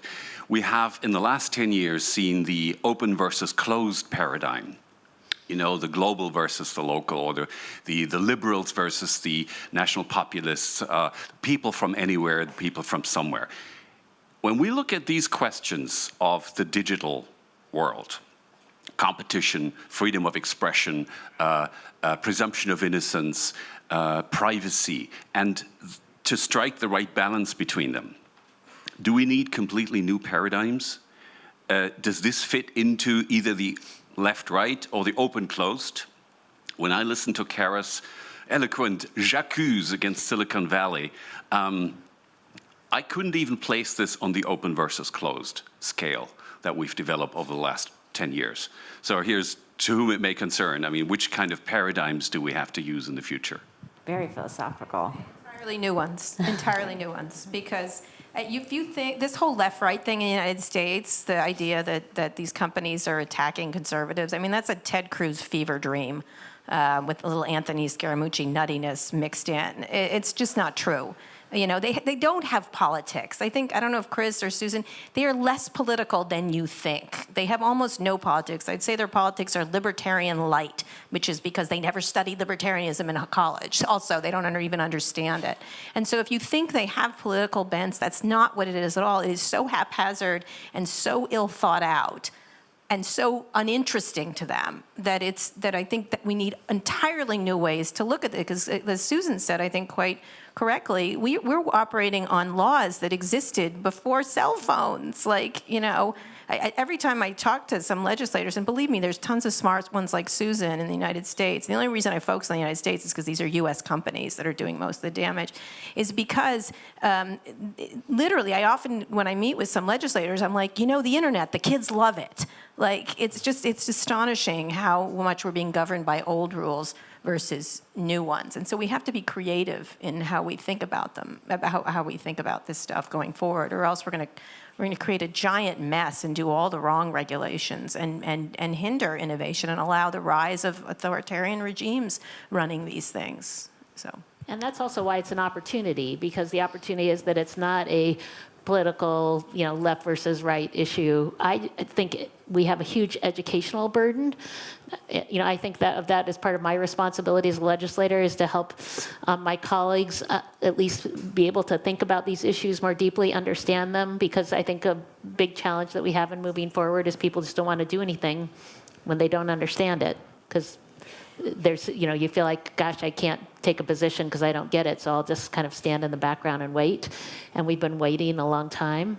And so that is an opportunity, because in some ways we have a lot of gridlock just because of political issues. This is one where we shouldn't necessarily, that's not the first challenge. And I just wanted to address your issue a little bit. I think one of the challenges that we have when we start thinking about kind of what are the responsibilities for folks, for example, in keeping data, et cetera? How do you, as a consumer or someone who's participating in a venue or things like that, how do you know that people are living up to that standard? When you buy a car now, lots of people still would go look at a car and look at, the color or the interior features, but they don't necessarily think about, gosh, I wonder if the data that my car might be giving to someone is being handled well. And how would you even know that? What are the standards you would look at? And so I think part of what we need to look at too, as we talk about this more, is how do people know how to judge whether someone is doing all the things they should be doing, or is leaving the doors wide open in terms of data being hacked or not being responsible? How do we define that in a world where things are changing every day? So you might have been up to date yesterday, but you're not up to date today. And how do people, how is that information available so people can use that in judging the types of products they buy, the types of services they use, even the types of venues they may interact with? How do we provide that guidance? And I think that's another important responsibility we've got to figure out. And assuming they will use it, right? 99% of humanity never reads the privacy statements that they click instantly on. Because you can't understand them. When I did my privacy bill, it's about making sure it's plain, clear language. But that also has to be enforced. And someone has to define, are you really doing a good job of providing plain, clear language? Or is it your own determination that you did a great job of it? And those are things where enforcement is a key part of this, and I even think, we talk about the financial world, we talk about auditing, but we don't necessarily think about that. That's another thing we have to think about. I think and technology is someone actually providing the right security that they said they would, and how do we know that they are? Is someone following a privacy policy? Because it's not, because it is changing so frequently, we've got to make sure there are standards and some way to track them. And let me let the two of you come in, but I just think the auditing issue is so interesting, because what you have there is you have expert agency, the SEC, but then you also have ethics. You also have rules and standards and ethical guidelines for how accountants have to behave and how your chief financial officer has to behave. And so far, a lot of that has been lacking. But I saw you wanted to get back in, and also I want to bring ethics back into the conversation, because if policy is going to take a long time, I think one of the questions is, what can we train these engineers, these entrepreneurs? Are there rules they can follow on a day-to-day basis that make anything better? No, more I just want to address this whole idea about politics and how we talk about politics and what kind of decisions should we make and how do we govern this. Because I think that we have to remember that one thing we tend to forget about when we're talking about emerging technologies is that it's not like this big, new, disruptive moment in history. It actually comes out of a long technological development, of a societal development where there's different actors that are shaping the development. One thing is politics, one thing is regulations. We have some really good ones, some good human rights legal frameworks that we have to adopt. Another thing, as you say, is the engineers that have to have new skills. They also need to have recognized their responsibility, that they're actually responsible of some of the things they build. Like I talk to engineers very often, they think of nice solutions they will build, but very often they don't have the humanist perspective or the ethics perspective. And there's also us as users. You were mentioning, how do we know things? Maybe we don't know too much because we don't have that education, but I am very confident that we will build up this system around, based on ethical principles. So I actually think to suggest a whole new conceptual framework or something is not even necessary. In fact, I think it can distract. So oftentimes ethics are mentioned as a solution, a new way to deal with technology. But we talked about China here today, we talked about Europe, talked about the United States. Pretty sure you get 3, if not 3 million, different interpretations of what ethics are.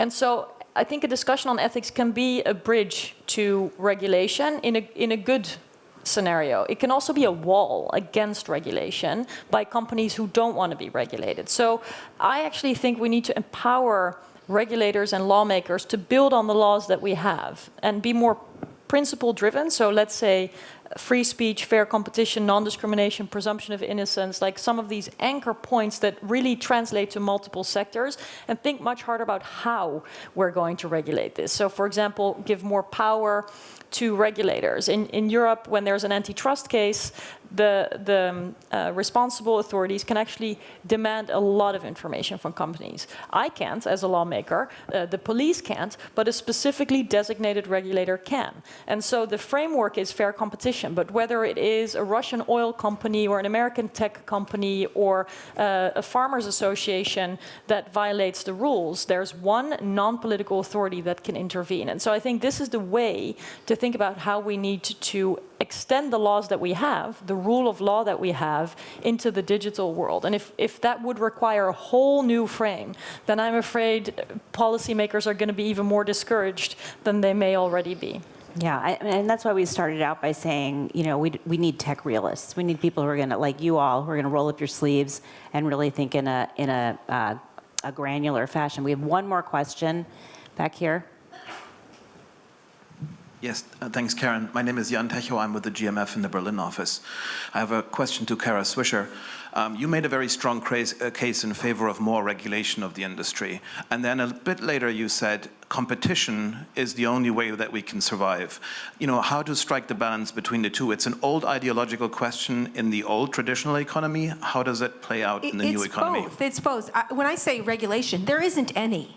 There's zero regulation in the United States on tech companies right now. I think Chris, can you think of a regulation? There's no regulation. I would like a little regulation. I would also like enforcement by like the FTC, which has been, I think, sleeping for the past 10 years. If they had done their job 7 years ago when they had the consent decree with Facebook, we wouldn't be in this mess that we were with the Russians using the platform the way they did. I mean, the only person who doesn't believe it is obviously the President of the United States. But the issues around these things were we certainly had the enforcement people in the United States available to do things. They passed on prosecuting Google. They passed on prosecuting Facebook correctly. Right now, they're deciding a thing that I think they're going to decide very soon, what to fine Facebook. And I think the number is $5 billion it's being pushed around. And I was like, add a zero to that, and then we can get started. You fine them $50 billion, they're going to start to think really hard about their decision making and how they run these companies. And so I think competition is always the way to do it compared to most things, because when you create more competition, you create more innovation. The reason Google exists is because of the Microsoft antitrust. Not exactly a straight line, but it's certainly a pretty straight line that the more you freak, the AT&T breakup is probably the better thing. The reason you all have cell phones today is because of the AT&T breakup eventually. And so that's what I'm talking about with competition. That's where new innovation comes out. That's more new opportunity. And it has to be combined with an interest in diversity and globalization of venture capital. It shouldn't be a bunch of old white guys in Silicon Valley making these decisions. It has to be a global idea around capitalizing people across the globe, because talent resides everywhere, opportunity does not. And if you're going to hinder people because of opportunity, you're going to miss enormous inventions that will help us. And I'll just end on this. I'm not an anti-tech person. I've been covering tech for 25 years. I'd have to hate myself a lot to be thinking this. You don't want to be the person I say this all the time, on the beach in Kitty Hawk saying, as the Wright brothers are taking off with their first airplane, saying, you know, it only rose 2 feet. I mean, they said 4. Like, oh my God, the wingspan is wrong. They flew. That was an astonishing and amazing thing. And I think we all, despite issues with airplanes and jet fuel and carbon and everything else, we are benefited because of that. And so you can't look at it, the tech is on the whole good, but you have to think of it in a much smarter way, and we're at that cusp right now with technology. They aren't the smartest kids in the room anymore. That doesn't mean they're dumb. And so we have to think really hard and work with them and take responsibility ourselves, and at the same time call them to account. These are the richest and most powerful people in the world. They're not victims. They can take it. And the innovative people will always come forward. That's my feeling always. The innovative entrepreneurs is what's going to save this planet. And we have to let them go and continue to do that, because that's what's going to change everything. So. And that seems like a cue for Chris to close us out. I would love for us to spend more time, but we're getting the hook. But I think talking about entrepreneurialism, innovation, we've had a lot of talk about the need to regulate. I just want to make sure that you give us a caution about what we want to make sure we don't squeeze out when we move to the regulation. If I'm giving the last word, I'll quote the book of Micah. We should all walk humbly with our God. it's fun to poke fun at Trump and that kind of stuff, and I get all that, but we'd be having almost the same conversation at the essence of these core issues that are coming at us so rapidly under any circumstance. And I'm not in a position to know whether our institutions should be updated or changed, but I am in a position to judge from my own weakness that hubris is going to be a disaster in this. And our ability to walk humbly and have co-authorship and to listen and not just try to jam this into previous regimes, but think about what is the public good we're trying to do in terms of the new thing, to me, will be the essence of the hope to unleash the very things that Kara talked about, which I couldn't agree more with. Great, thank you so much, this amazing panel. This is just the beginning of the conversation. We hope you'll join us as we try to grapple some more with all of these really important issues. Thank you. Thank you.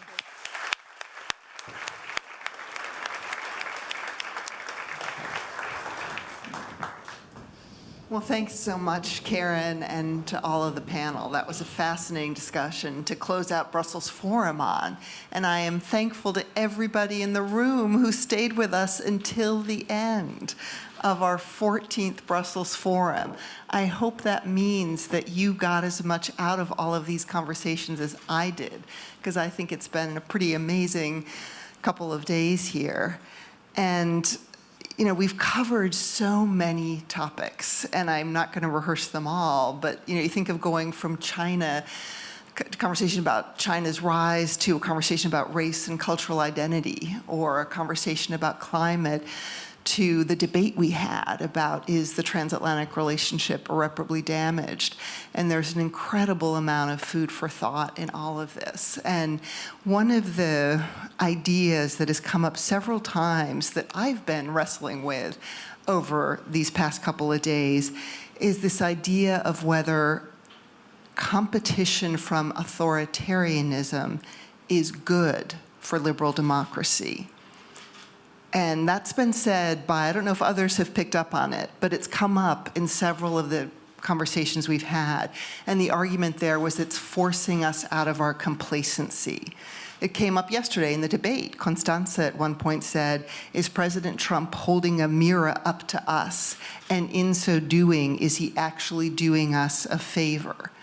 And I'm highlighting that one thought of the many we've had, because I've been pondering it, and I think we all should ponder it. And it ties so directly to this topic of a world disrupted, and the two sides of that coin of disruption. There are some things that we would say are being disrupted, and they're bad.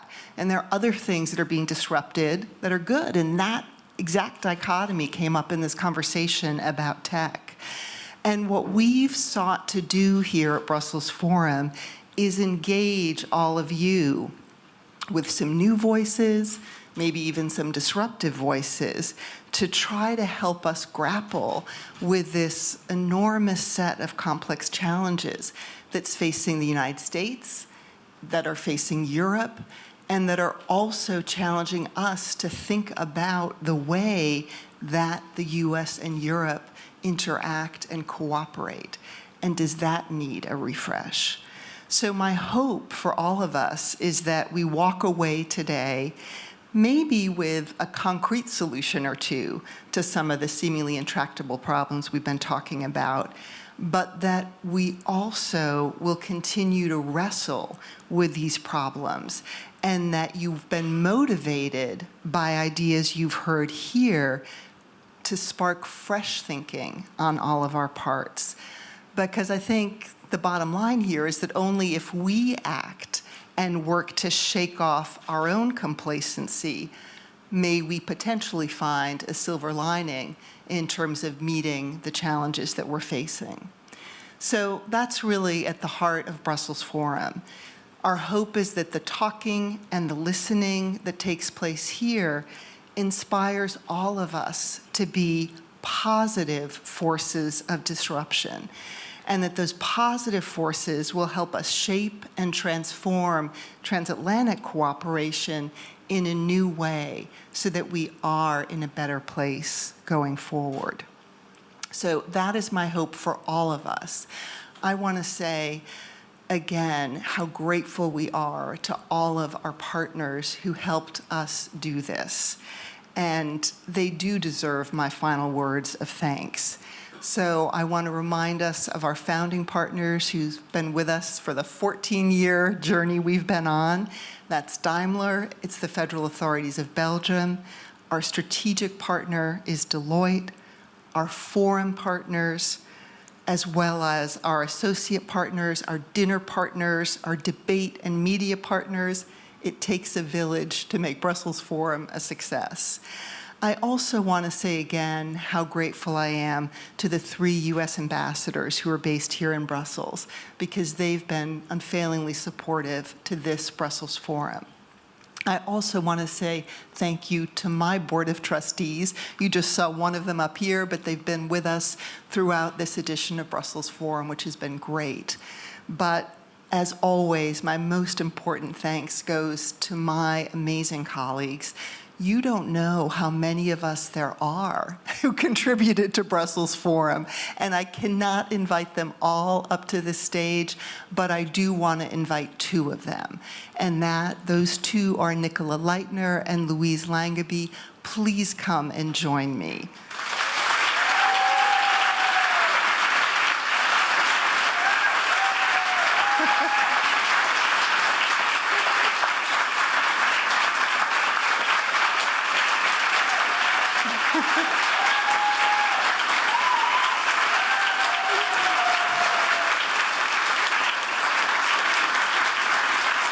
So with that, we send you all out into the world. The 14th Brussels Forum is called to a close. Thank you all for being here.